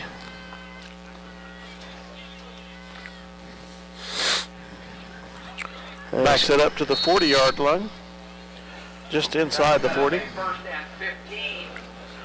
As Lions will come back to the line of scrimmage. This time they'll send Grayson George to the right, Klein and Argenbright to the left. One in the backfield, McCulloch under center. Cross back, he's going to pitch to Eckert. Eckert's got some room on the left-hand side, cuts it back up, breaks a tackle right there, still on his feet. No. Going to take it all the way down to the 10-yard line. I don't see a penalty flag, Dale. Nope. Nice job as he gets about a 31-yard carry. Nice block on that left-hand side. Bulldogs closed on him, kept him from going the distance. He's at the 11-yard line. In the red zone. Great job by Jake right there as he rambles forward for a 31-yard carry. As takes it down to the 11-yard line. McCulloch under center. Klein and Eckert in the backfield. Goes to Eckert. Eckert takes it up inside the 10 to about the 8-yard line. Well, one receiver puts him at the 9. We'll see where they put him for sure. They do put him at about the 9, so a 2-yard carry. Short gain of about 2 yards, 2nd and 8. 10:20 to go in the third quarter. Lions knocking on the door. And they'll send Klein, Crossan, and Arden back to the right-hand side. Crossan, the tight end. Eckert in the backfield. Grayson George to the left. McCulloch under center. They will pitch, and goes to Eckert. Eckert's going to not get in, but he gets close. Goes to Jake Eckert, number 27. See where for sure they spy him. It's awful close to the goal line, about the 1-yard line maybe. That's right down at the yard or the 10-yard marker. Rollander, number 34. No, not quite. About the 3-yard line. 2 yards short. 3rd and 2. So, you still get a first down without scoring here, For the first down. if needed. yes, they can. Ball is about the 2-yard line, maybe 2.5. 3rd and 1. Ball on the 3. McCulloch under center. They'll send Crossan the left-hand side on the tight end. Eckert and Klein in the backfield. Bennington bunches up tight. They'll give it to Eckert. Eckert goes right in. Nice job. Rushing touchdown of the night. Nice job by Jake Eckert as he gets the 3-yard touchdown run. At the 9:13 mark, the Lions go up 26-0, and they're going to go for 2 here. See if they can make up for the extra point that got missed. Yep. They will line up here, 26-0. I formation, Klein and Eckert in the backfield. McCulloch under center. They fake, look to pass. And they go to the end zone, no good. So, incomplete pass, and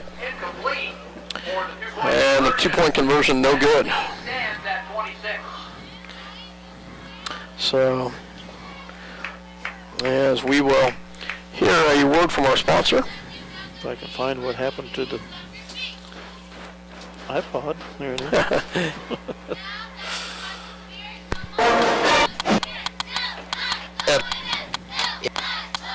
Fun. Let's make it. Bennington State Bank is proud to sponsor the Minneapolis Lions this season. They're proud to be a part of their great community and strive for excellence in their school curriculum and athletics. Bennington State Bank, your trusted hometown bank, with offices in Bennington, Minneapolis, Salina, and Wamego. Member FDIC. Let's make it delicious. Let's make it fast. Let's make it a meal from KT's in downtown Minneapolis. KT's, home of the almost world-famous hamburger. KT's wishes the Lions best wishes during the upcoming season.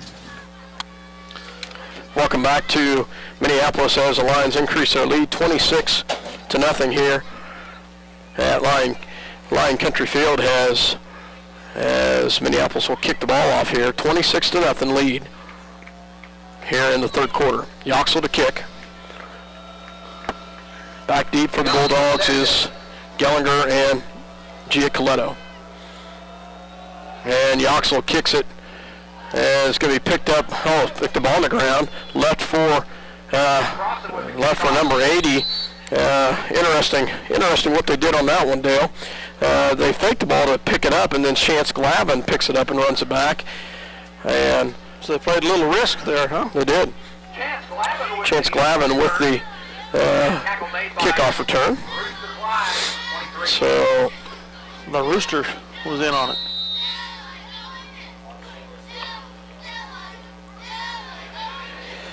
As they will come up and they will run the ball up the middle. Actually, no. There was another fumble there. Another ball on the ground. So center quarterback exchange. And but they keep retain possession. They're at their 33. 2nd and 12 to go. Here they come to the line of scrimmage. I formation. 2nd down and about 12. As this time they pitch the outside to Giacoletto. Excuse me. To Gellinger, and Nice job by, let's back up for a second on the defensive side. Kyler Macy stayed at home on that left-hand side. I got to clear my throat. That's all right. Yeah, Macy with a great job keeping the ball inside, not letting them get out. Let the defensive help come in from the inside to help you out. They do get an advancement of the ball to the 34, which brings up a 3rd and 11 now for the Bulldogs. From their own 34. Shotgun formation for Giacoletto. Gellinger beside him. Must have movement on the line. Got a penalty there. False start on the offense. Illegal procedure, some type. Ball against the Bulldogs. They were looking right into the line, so the lineman must have moved. About 5 yards. It's going to make a 3rd and 16 for the Bulldogs. A 3rd and From the 29 of Bulldog territory. Giacoletto comes in with the play. 7:48 left to go in the third quarter. Receivers to the left, to the left, to the right. Shotgun formation. Drops back, pass, has some time, has a little pressure coming. Throws over top. Oh, has Gellinger. Oh, wow. Gellinger had Gellinger right in the middle of the field, and If they can connect, that speedster gave him the ball in his hand. That's dangerous territory. It's twice tonight he's been wide open, and they've just not been able to connect with him.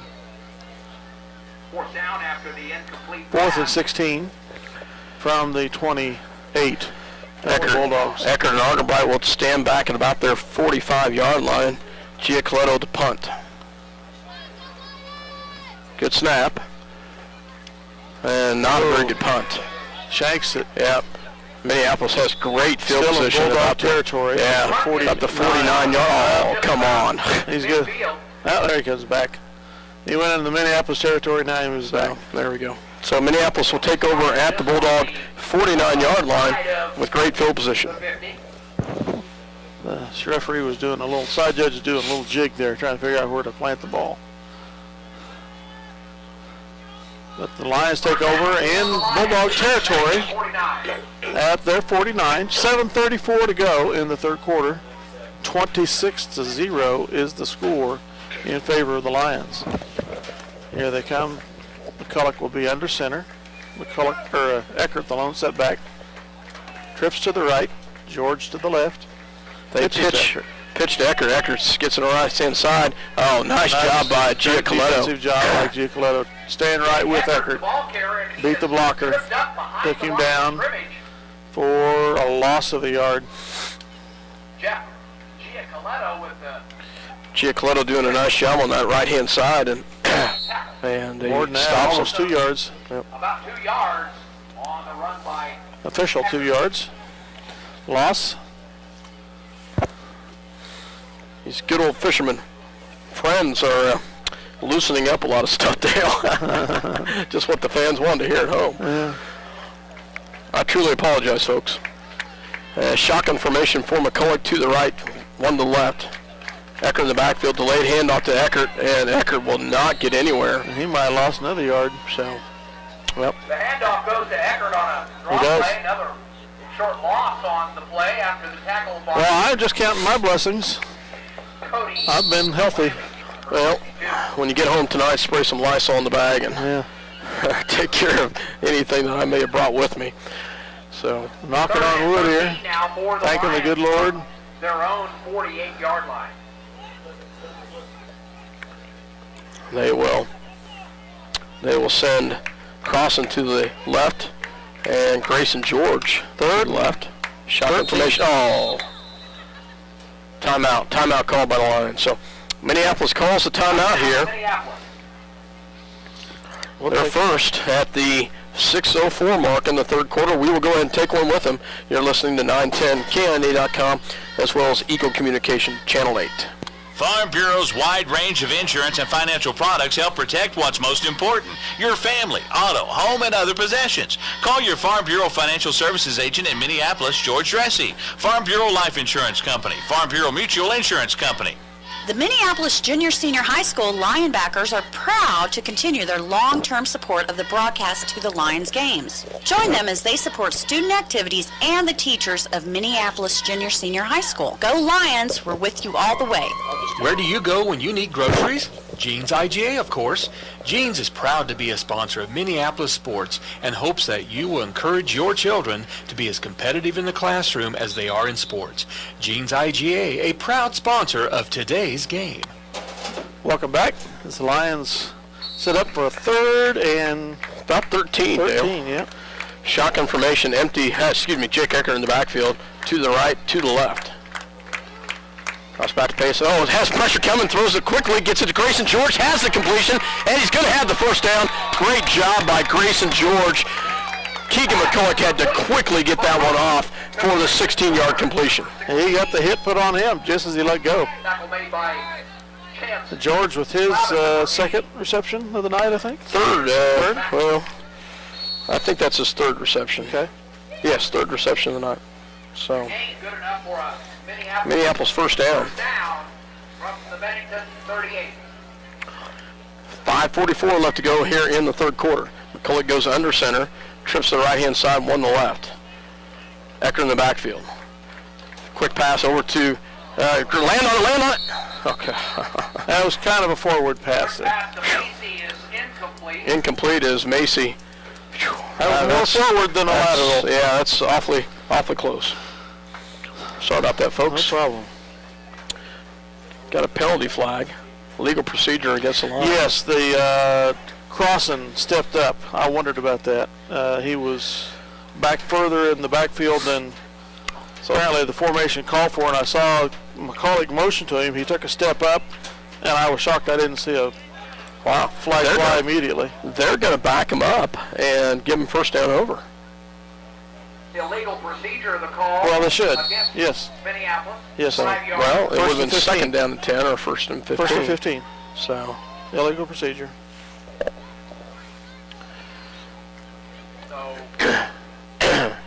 Lions will send Crossan, Argenbright, and Macy to the right-hand side. Eckert in the backfield with McCulloch in a shotgun. Grayson George on the left. Good snap, fakes the handoff.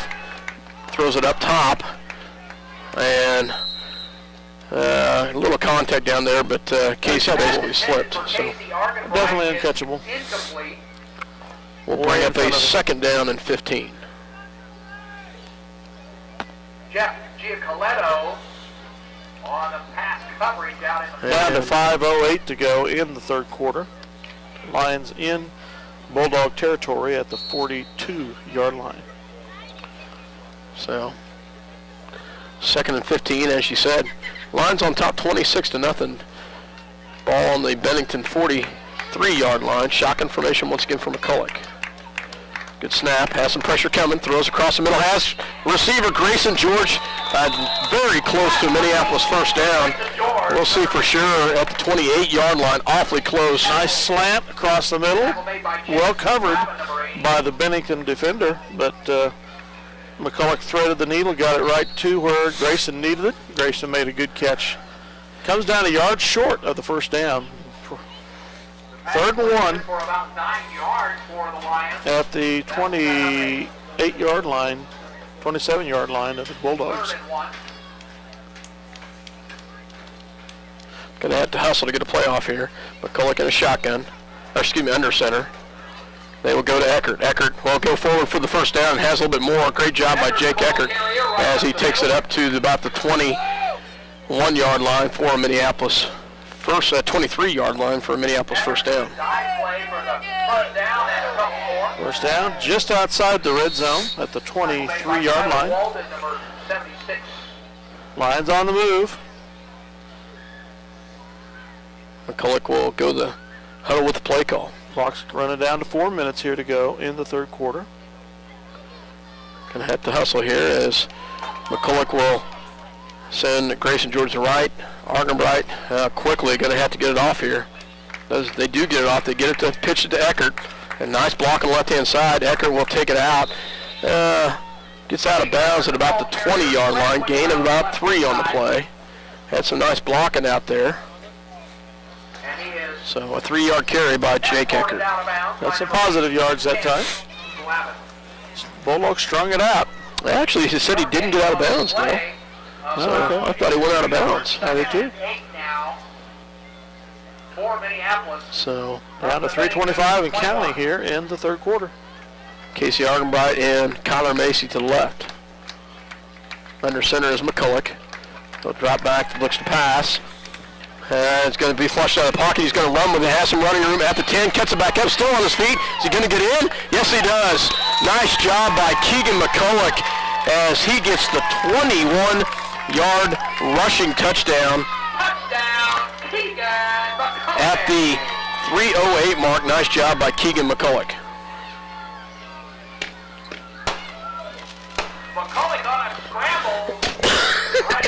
Offensive line did a great job on that, Dale. They set it up nicely, and McCulloch had some blockers and took off on the left-hand side and did a great job of scrambling. Then once he got to about the 5-yard, lowered his shoulder and pushed it on in. Tough determination from that point on, wasn't it? Oh, that's not. Oh. I can't advance it in high school. So. College, on a muff like that, you can pick it up and run it back for a point. A lot of wasted yardage for a point as far as I'm concerned, but in high school, once it's on the ground and recovery, that's where it stays. So 32-0 here with 3:08 to go. Lions with the lead. And we'll take another break for a word from our sponsors. Roth Repair has been a fixture in Minneapolis for some time now. Fixture, get it? Roth Repair can fix, replace, maintain, patch, build, remodel, and mend just about anything. The work is professional and the cost is reasonable. Roth Repair, Minneapolis. Call them today if you need something done right the first time. Lions getting ready to kick off. Andrew Yoxel to do the honors. As ball will be placed at the 40-yard line.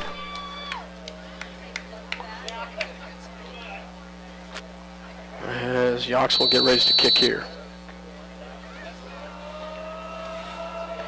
And kick. So his kicks towards the right-hand side, goes towards Giacoletto, picks it up at about the 15-yard line. He's going to go back the field, back opposite direction. Nice job by Dylan Crossan and Kyler Macy. Great job by Dylan and Kyler as they knock him down at about the 30-yard line. A 15-yard kick return. But a great job by Dylan Crossan, stands him right up. In the open field. Kyler Macy finishes him off. Ball tries him, takes him down. Ball's at the 30-yard line of the Bulldogs. Giacoletto will bring his squad up under center. I formation, Rollletter, and Gellinger in the backfield. They will pitch late to Gellinger. Gellinger will be taken out of bounds by Minneapolis number 58, Nick Torres, with the tackle. Nice job by Nick Torres as Gellinger gets positive yardage of about, I think only about 2, but yeah, about 2 yards.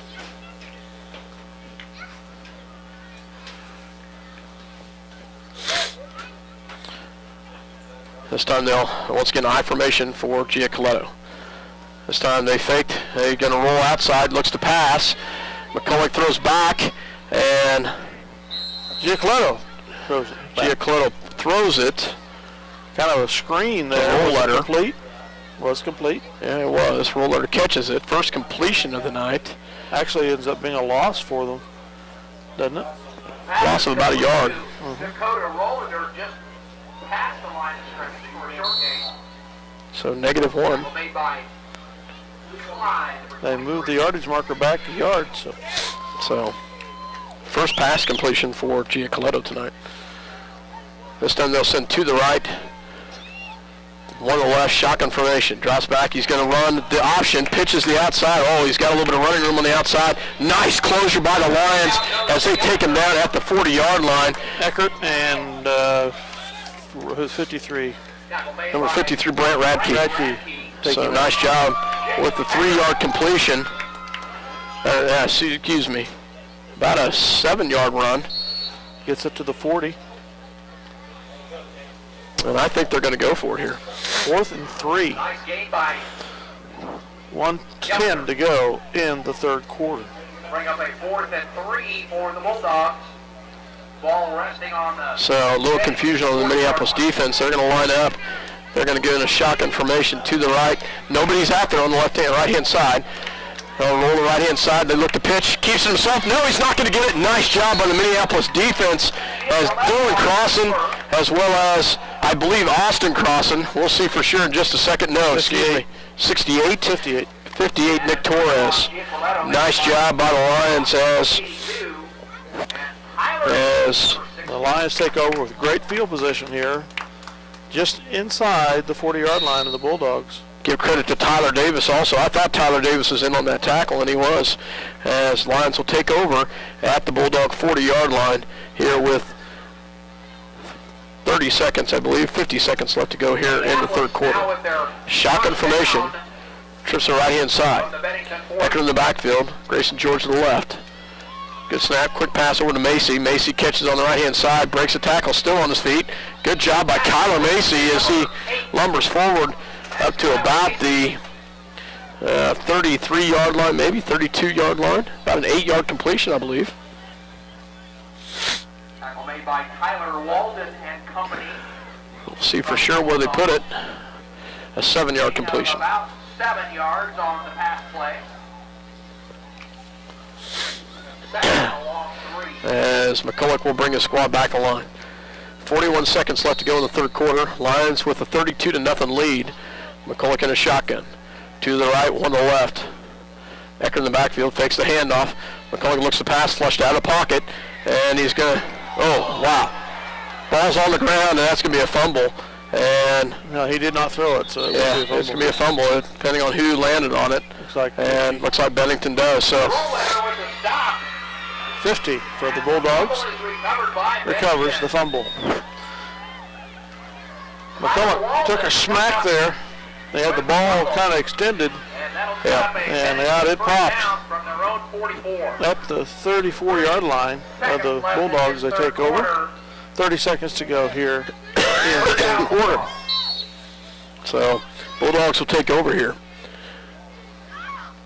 Shotgun formation for Giacoletto. They're going to look out to roll letter. And he's going to be flushed out of the pocket. He's going to be sacked, and great job by Minneapolis. Number 52 on the pressure as Kyler Moody did a great job, as well as, I believe, Austin Crossan. Dylan with number 82, Dylan Crossan. So great job with the large loss of about 13 on the play. Great job. Great push by the Minneapolis defensive line. And the quarter ends with the Lions leading 32-0. So we will go to the fourth quarter as the Lions have the 32-0 lead as we get ready for the fourth quarter. And we're going to hear a word from our sponsor, Dale.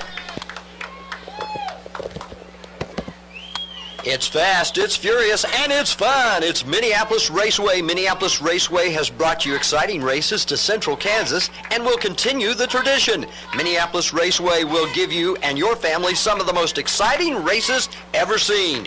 Go Lions! Todd and Shelley Wilson and Wilson Shields Funeral Home offer affordability and dignity. They know that the Minneapolis Lions will have a great season and want to wish them the best. Wilson Shields Funeral Home, our family serving your family. City Pharmacy has brought to you quality professional pharmaceuticals since 1963. Joe and Amber Wool will help you with your medications, durable medical equipment, cosmetics, gifts, and greeting cards. Your hometown pharmacy, City Pharmacy, downtown Minneapolis. If you're searching for the right insurance to fit your needs, look no further. The Scott Osherman Agency is the place to go. American Family Insurance has been providing security and peace of mind for over 80 years. Call the Scott Osherman Agency in Minneapolis, your American Family Insurance agent. Well, the Bulldogs are back in that dangerous territory again. Back in the mud pile, second down and about 21, 22 I formation. Giacoletto will go under center. They'll switch back and put two. They'll go to a wildcat formation. They'll pitch the ball to Direct snap to Gellinger, and Gellinger will not get anywhere. Nice job by the Minneapolis Lions as Gellinger loses maybe a yard on the play. Tackle made by Dylan. Nice job by number 82. Dylan Crossan. And he's backed up by Jake Eckert, number 27. Ball's at the, 22. At the 22 yard line. Third and a long way to go. 11:30 left to go in the ball game. Minneapolis with the 32-0 lead, Dale. Shotgun formation, they'll send one in motion. They will hand it off to that one in motion, which is Gellinger. And Gellinger is not going to get anywhere. Dylan Crossan, Jake Eckert, as well as Tyler Davis finishing him off. Great job by the Minneapolis defensive line. Nice job by Minneapolis. They're going to get in forward progress to the... And that'll bring up a fourth down and about 20. About the 23-yard line. Made a couple of yards there. And back to punt. Back to punt will be Giacoletto. Fourth and about 21. Low snap. And illegal procedure, I'm sure.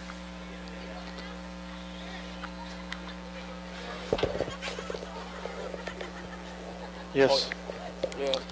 5-yard penalty, illegal procedure. Yards in the first half. That is the call. They're negative in the second half, too. Going to bring up a fourth and about 27, 25 or 27. Howard the Toe Coatney just came up here and asked me a question. If Bennington had any positive yardage, and they don't. Was that a penalty? Yes, illegal procedure. 5 yards. So, Giacoletto to punt the ball.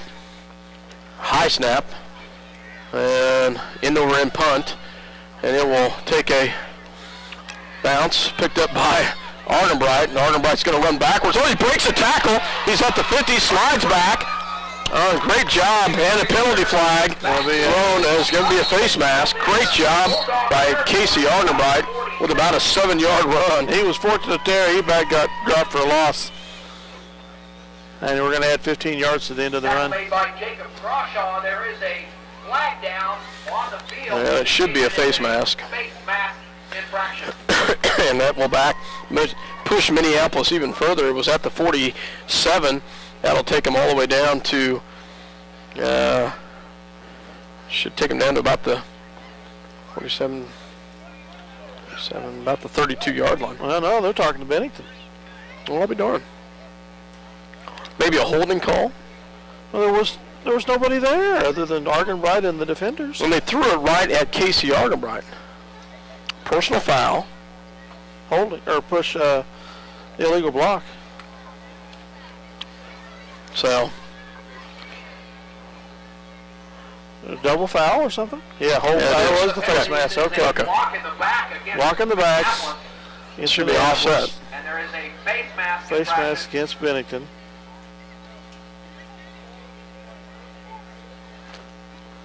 One was a post-possession foul. So we'll see exactly what the call is. Brett Radke comes out because of a helmet issue. Garrett Lott comes Lions in. will have the ball. Where is the issue? I'm not sure where the ball's at.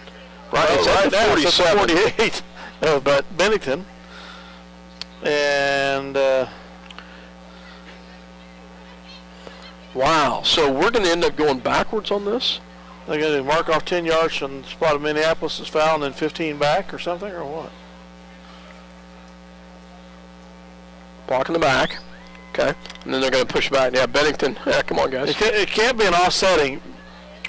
5 yards for it should be 15-yard penalty. Yeah. Offsetting penalties. Block in the back against Minneapolis.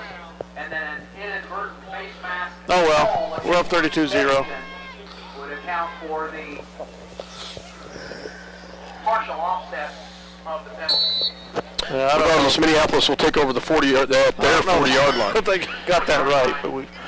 I formation, Garrett Lott in there. They will go to Jake Eckert. Eckert just goes up the gut, and he will be taken down Handoff is met at the line of at the line of scrimmage. by the Bulldog defense, No gain for the Lions. led by Tyler Walden. Actually, they give him a yard on that one. So should have. I'm still 15 yards back, 15 yards forward. Yeah. I'm still going to stick with my guns on that one. There is no incidental face mask in high school football anymore. So McCulloch goes under center. Two in the backfield, Lott and Eckert. They will go to Eckert. And Eckert breaks out of that. Oh, almost broke out of that one. Wow. Quiet and hard run there. It's about a 2-yard carry. To the Minneapolis, the Minneapolis 43. Kyle Murphy, number 55. 9:14 left to go in the ball game. Lions on top, 32-0. Third down for the Lions and about As 7 to go. they will go high formation once again. Lott the fullback. Fakes the pass. Throws over top to Argenbright. Argenbright breaks the tackle at the 40. Still on his feet. There is a horse collar. That's 15 yards. And that's another one. Throw that flag. They did not throw it. Well, he had the jersey. So a great pass completion as gets it down to 33. Coach is questioning him about that. About a 25-yard pass completion. We'll take the no harm, no foul, I guess. We'll take the advancement to the 30-yard line of the Bulldogs. Great call by the by Darrow up here, because had the play on the right-hand side, did a great job of seeing it, and Argenbright just got a little bit of a cushion there. They pitched to Eckert. He will go forward for about 2 yards. Carrier. On a wide left side sweep. Bennington strung it out. Wide to the left. 11. A gain of maybe 3 to 4 yards. I'm going to say 3. It's closer to 3, isn't it? The ball is at the 27, so 3 yards. Gain of a long 2 on the scramble by Eckert. 8:18 left to go in the ball game. Second down. Lions on top, 32-0. The Lions are just to the left of that Bulldog 28. glob of mud there in the middle of the field. McCulloch under center. Trips to the right-hand side. McCulloch drops back to pass, has pressure coming, throws it up to Eckert, and breaks the tackle. He got a penalty flag, and Jake takes it up to the 20, but we got a penalty flag. Would be enough for the first down, but I believe it's going to come backwards. Tackle made by Brandon. Flag is way over on the east side, the left side of the field.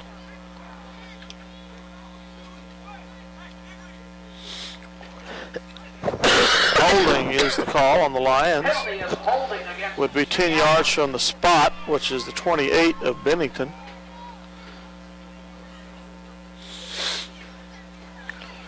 So they'll move them back from the spot, which was about the line of scrimmage. Back to the 38 Yep. of Bennington.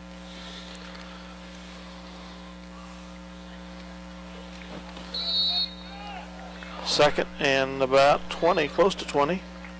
18 yards, I guess, officially.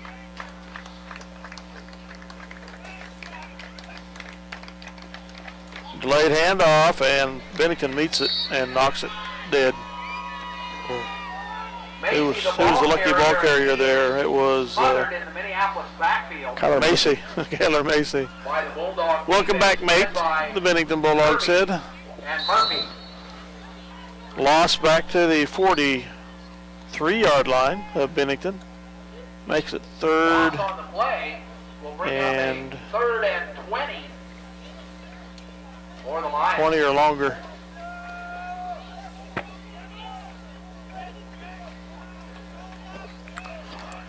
Long, good snap. Has some pressure coming, steps up in the pocket, rolls to the left. He's got some running room. He's going to break it up at the head, still on his feet, still going. Ball is on the ground. Minneapolis does fall on it. It's not going to be enough for the first down, but it was a good 17, 18-yard run. And then didn't see who fell on it. Jason George.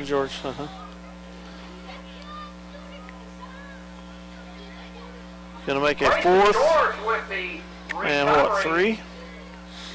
Of the bubble right at the end of play. Minneapolis retains possession. Down to 6:25 to go in the game. Ball is at the 24. Fourth of Bennington. 4 yards. Yeah. Argenbright to the right, Grayson George to the left, I formation. McCulloch under center. Drops back to pass. Throws over top. Has Casey Argenbright. Oh. Well covered by the Bulldogs, but he just flat dropped it. In traffic, though. Yes. In traffic, but you're right, he did drop that one, but had some defenders there, had to come back for it just a little bit. Incomplete pass. We'll turn the ball over on downs to the Bulldogs. So the Bulldogs hold. This is about the third or fourth time they shut down the Lion drive. And they will take over at their 24 with 6:07 to go here in the game. The score still 32-0 in favor of the Lions. 6:07, a little confusion on the defensive side. Nobody, they throw the outside and incomplete. As they try to go to Zach Thief. Incomplete pass. Again, the Bulldogs have had one pass completion this game. For negative yard. There was a penalty on this play. They're waving it off. And that's right, that one play was for negative yards. A -1 yard. Two receivers to the left, to the right. Grayson George and a safety. They move things around a little bit. Actually, then they hand off to Rollletter. Rollletter is going to be dropped for a loss. Nice job by Minneapolis. 58. Number 52. 52, yep. So Nick Torres as well as Kyler Moody in on the tackle. So negative yardage for Mr. Rollletter.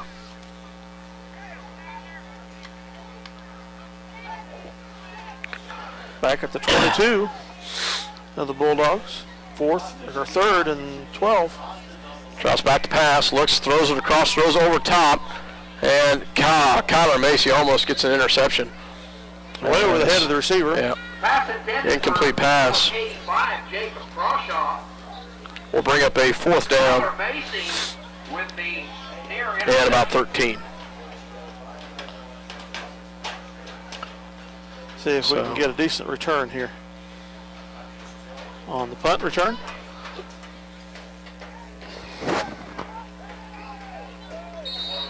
Well, they're not convinced they're going to punt it, I guess. The Lions are not.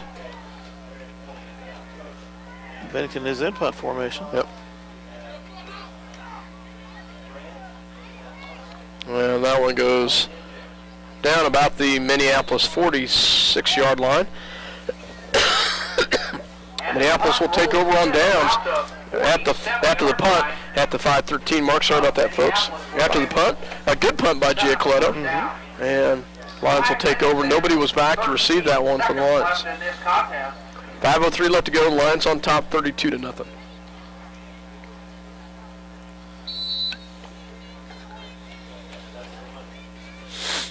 Yes, McCulloch them out of the huddle. Come to the line of scrimmage. Garrett Lott and Eckert in the backfield. Freshman and a junior in the backfield. One to the right, one to the left. They will go to Eckert, and Eckert will at the line of scrimmage, maybe a forward progress of one, maybe.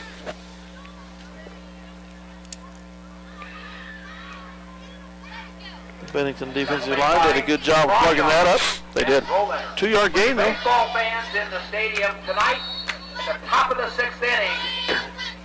The Phillies won. The Yankees won. The Yankees won. The Yankees won. Yes, no, he said the Phillies won. Yankees won. I know. It's tied up. O-N-E instead of W-N. Okay, they gave him 2 yards on that carry. I formation, Garrett Lott the fullback. They will hand the ball off to Eckert. Eckert goes on the right-hand side, breaks it on the right-hand side, breaks a tackle. He's got the 40 still on his feet, takes it down to the 35-yard line. Nice carry of about 16 yards on the carry for a Minneapolis first down. Kirby. I was trying to parody that famous call for the Yankees several years ago. The Yankees win! The Yankees win! Sorry. Oh, well, forget my horrible attempt at humor. 4:07 left to go in the ball game. Lions with the first down and the lead, 32-0. McCulloch will go under center. Garrett Lott, the fullback. Eckert, the halfback. Receiver the right, one to the left. This time they get to Garrett Lott. Garrett takes it right up the middle, still on his feet. Into the middle of the glop of mud there. Gets a carry of about, it's almost 5 yards on the carry. Nice job by Garrett there. And referee's timeout to change the ball. The ball has mud on it, of all things. That's amazing. So the ball is marked at the 30-yard line, right in the middle of the goo there. 2nd and 5 for the Lions. McCulloch under center. High formation. It's time they, little late on the handoff. They get it to Eckert. Eckert bounces on the outside, cuts it back in, still on his feet. Will have the first down as he gets it, I'm going to say, almost a 13, 14-yard carry. Nice job by Jake Eckert. Got out of the mud, the blood, and the goo there. Middle of the field. Good for a Minneapolis first down. Taking the ball down to the 16-yard line. In the red zone again are the Lions. 3:02 to go in the contest. As McCulloch under center. High formation once again. They'll hand it off to Eckert. Eckert bounces out. He will not, gets to about the 15 before he's tackled by a couple different Bennington Bulldog players. Rollletter the tackle.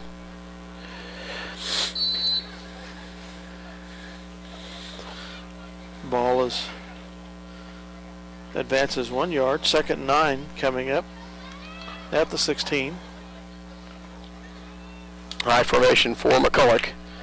Lott the fullback. Grayson George to the right. Casey Argenbright to the left. This time they give it to Garrett Lott.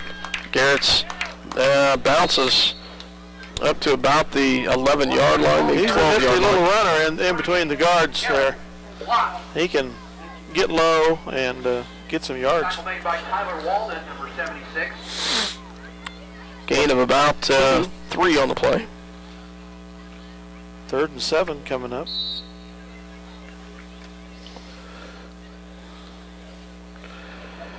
$1:45 to go. This time they will go to Eckert. Eckert bounces on the outside, still on his feet, takes it down to about the 12-yard line. 5-yard line, excuse me. I was looking at the 10, 5-yard line. And put him on the 7, actually.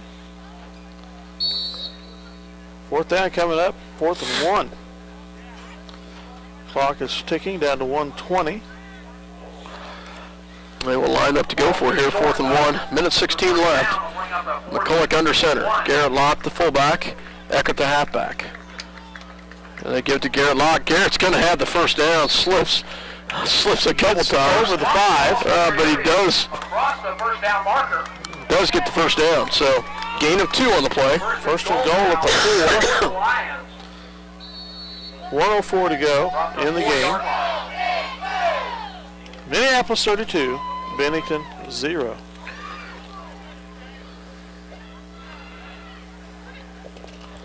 As they will line up to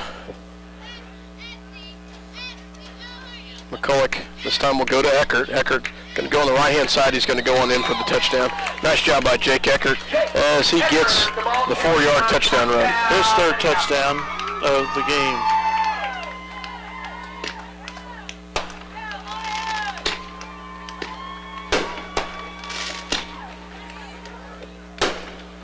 Makes the score 38-0. Yachts will in to kick the extra point attempt. As I'm sure the Bennington fans probably weren't very happy about that one right well, there. It's their own alumni coaching here. So. And kick is low. It's over. It should be good. Yes, it is. So PAT is good. I thought that was too low to go through. And the point after, while Yoxel is good, Making the score 39-0. Minneapolis, with that last score by With Jason Eckert, 42 seconds remaining in the contest. So 42 seconds left. The Lions will kick here as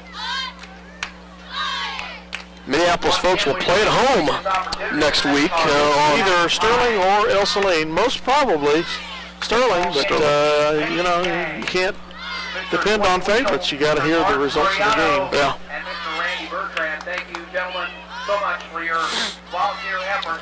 So the Lions will be district champions here tonight. Game, and these games moving in the right direction. Thank you. They won it 2 years ago. last year we're second in district.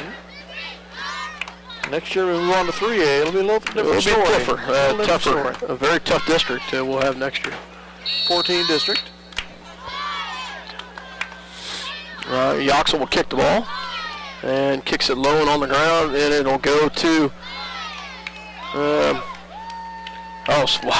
Doc came out of that one. Is nice kickoff return. Gets it to about a 20-yard kickoff return to about the 40. Not sure who that was. Clock stops at 35 seconds. Gio Coletto with the 20-yard kickoff to be marked, and we get a lot of fresh uniforms in for the Lions as the twos come in to finish up the last 35 seconds of the game. Count towards their lettering for the year. As shotgun formation, drops back to pass. Throws over top, has a receiver. Oh, does he get the interception? Oh, almost got the interception. I thought he did. Nice job by Minneapolis number 2, Luke Eckert. I thought he came up with an interception there. I was wondering if we were going to have a substitution penalty there. We had somebody leave the field late after the snap, but no flag was thrown. Connor Christensen and Luke Eckert there. 28 seconds. Minneapolis not going to be able to get everybody in here. Quentin Schur in there. Luke Eckert. Connor Christensen, number 88. Ty Gerard. Shotgun formation. They're going to pitch. Pitch late. Ball is on the ground. He's going to pick it up. Nice job by the Lions as they get it. We're able to stop him there. See if we can get some more names out here for you. Number 71 for the Lions is, why don't you give me numbers here, Justin 10 Klein. seconds to go. 74, 73, 74, Sean Forte, Jacob Snyder, 73. 38. Number 38 is Garrett Lott. 71. 71 I called. Chase Justin and Andrew Yoxel. Connor Christensen. Number 30, Connor Collins. And number 65, and I know I probably missed somebody, but Shane Haney. So Minneapolis with the victory tonight, 39-0. Nice job, Minneapolis. Final score here in the District 11 Championship, Minneapolis with the shutout win. The first in this series between Bennington and Minneapolis in this modern era, with the 12th shutout overall in the 22-game history. The Lions over the Bulldogs. It's usually been the bigger school against the littler school here in this series. We're well experienced in that ourselves, with being a smaller school against some of the bigger schools in our league. So, but hats off the Bulldogs on a 4-5 season. They will advance to meet the winner of El Saline Sterling, and if it's El Saline, that'll be their second time to play them this year. Congratulate the Minneapolis Lions as our 2009 District 11 champions. District 11 champions, Minneapolis Lions, as they get the congratulatory from the Principal Macy. Principal Macy. So the seniors out there to receive the trophy, and that's pretty exciting for those seniors, Dale. Yes, it is. Got a nice patch to go on their letter jackets. District 11 champions. As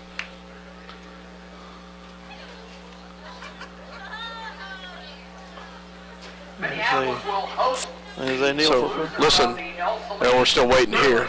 So hoping to hear. Maybe 98.5 will have word over their radio who was winning. So next Tuesday night, the Minneapolis Lions will host. And if they win there, which they should be favored to win, they will host the second round of the playoffs, which very easily could be the Smith Center Redmen. Yeah.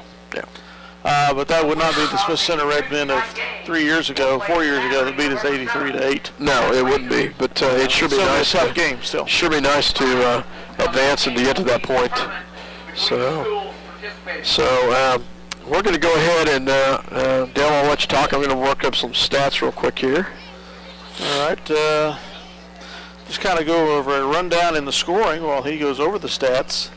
Again, all the scoring's on the Minneapolis side. I don't have the times and the quarters, but McCulloch had a pass in the first quarter. Eckert scored the second one with a rush touchdown.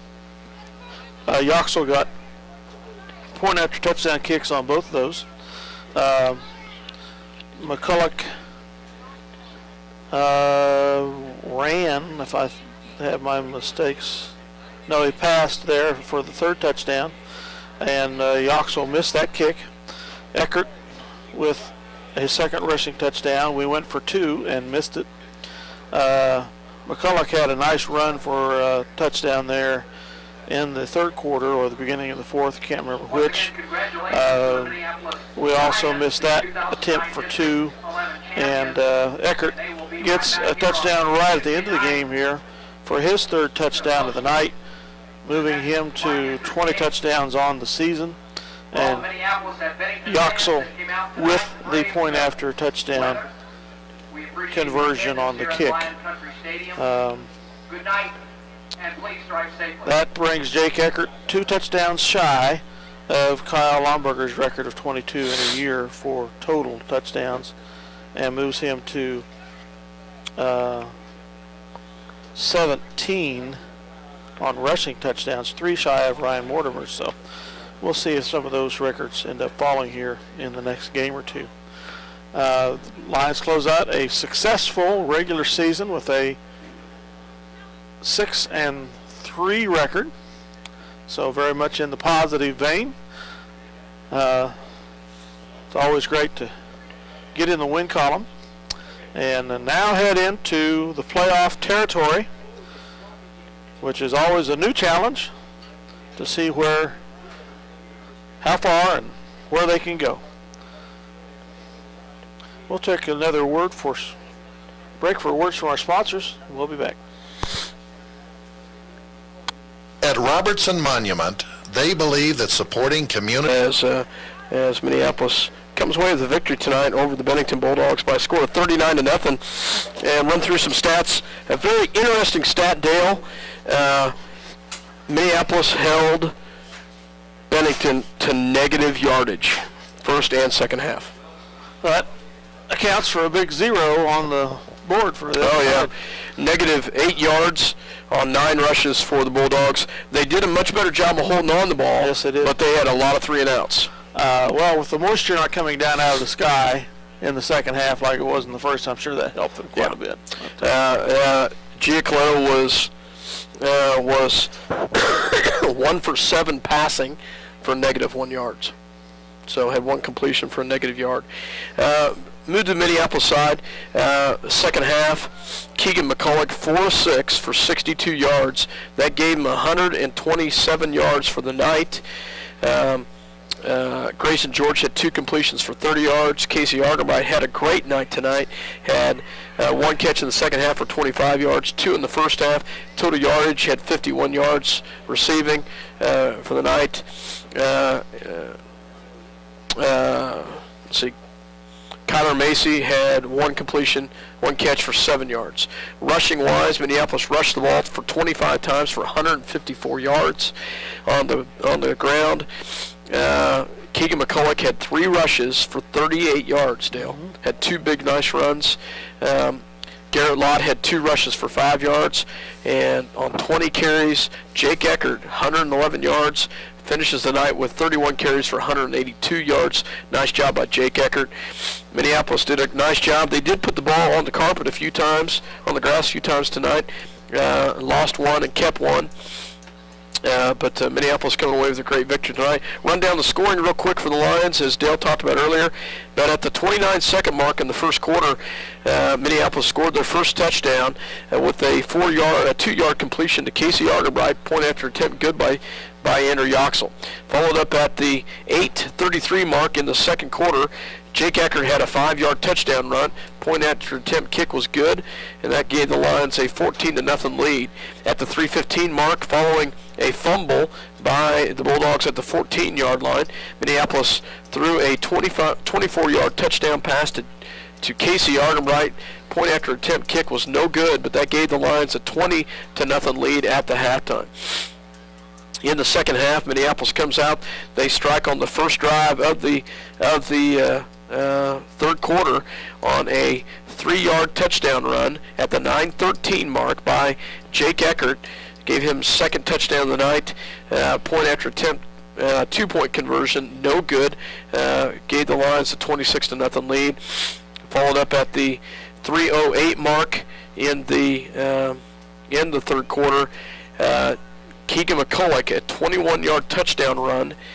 Point kick was no good. Gave Minneapolis the 32-0 lead at that point. Stayed that way till late in the fourth quarter. At the 42-second mark, late in the fourth quarter, when Jake Eckert pushes in a 4-yard touchdown run. Point after kick good, giving the final score 39-0. Minneapolis comes away with the victory. And that's understandable that the Lions did put the ball on the ground a little bit tonight. If a team didn't put the ball on the ground by at least once or twice, it would almost be make saints of them. I mean, it's, the conditions are not conducive to not mishandling the ball in some way or form. So, but a great win for the Knights, for the Lions again tonight, as we move to 6-3 final record in the regular season, and see if we can get a positive note here going in the playoffs next week against either the Black Bears of Sterling or the Cardinals of El Saline here. Tell you, and I would not. I just can't help but think that the El Saline Cardinals will win tonight. I would not want to meet the Cardinals. I wouldn't either. They are quite the team they were last year. They still have Omley. They still have 1 or 2 good receivers. I don't think they have the running game they had last year. That kind of kept us honest. And their line might not be quite as good. They haven't had quite the banner year that they did last year. They had last year. They're down a little bit, but still awful dangerous stuff with Omley in the backfield. Absolutely. Awful Absolutely. dangerous. Yeah, hats off to our defense tonight. Granted, Bennington put the ball on the ground a lot tonight, but hats off to our defense as we hold them to negative 26 yards total offense. Great accomplishment. Yeah. Great way to end the regular season here. The kids can remember that one for quite a while. And let's just hope that the field solidifies a little bit out there before next Tuesday. I think the forecast is for clear weather. Clear weather out. I think so. That'll help. But I think so. As I look to see if KSAJ was still here, and they've already left tonight, so they split pretty quick. So we'll have to wait and see who we play. But it'll definitely be here next Tuesday. Yes, 7 o'clock. Opening rounds at the playoffs. Come out. I know it was a wet night tonight, and we understand for staying home, but come out next Tuesday night. We really need support from here on. We need to win next week, and then if we do next week, the buzzsaw will come in with the undefeated national record holder winning streak, Smith Center Regmen. Possible. Yeah. If that should happen, and they will need all the support they can get in both those games. So. Yeah, absolutely. But playoffs, anything can happen. Oh, absolutely. Needless to say, though, Minneapolis comes away with a 39-0 victory tonight over the Bennington Bulldogs, and just hats off to the kids. Good luck to Bennington next week as they will take on the loser or the winner of the El Saline Sterling game. So, but that one will be on the road. So, Minneapolis comes away with a victory tonight. It's 39-0. As we're going to say goodnight from here. For myself, Scott Osherman, and Dale Leach. Thanks again, as always, for having us in your home here on 910 EagleKINA.com and Eagle Communications Channel 8. Good night, folks.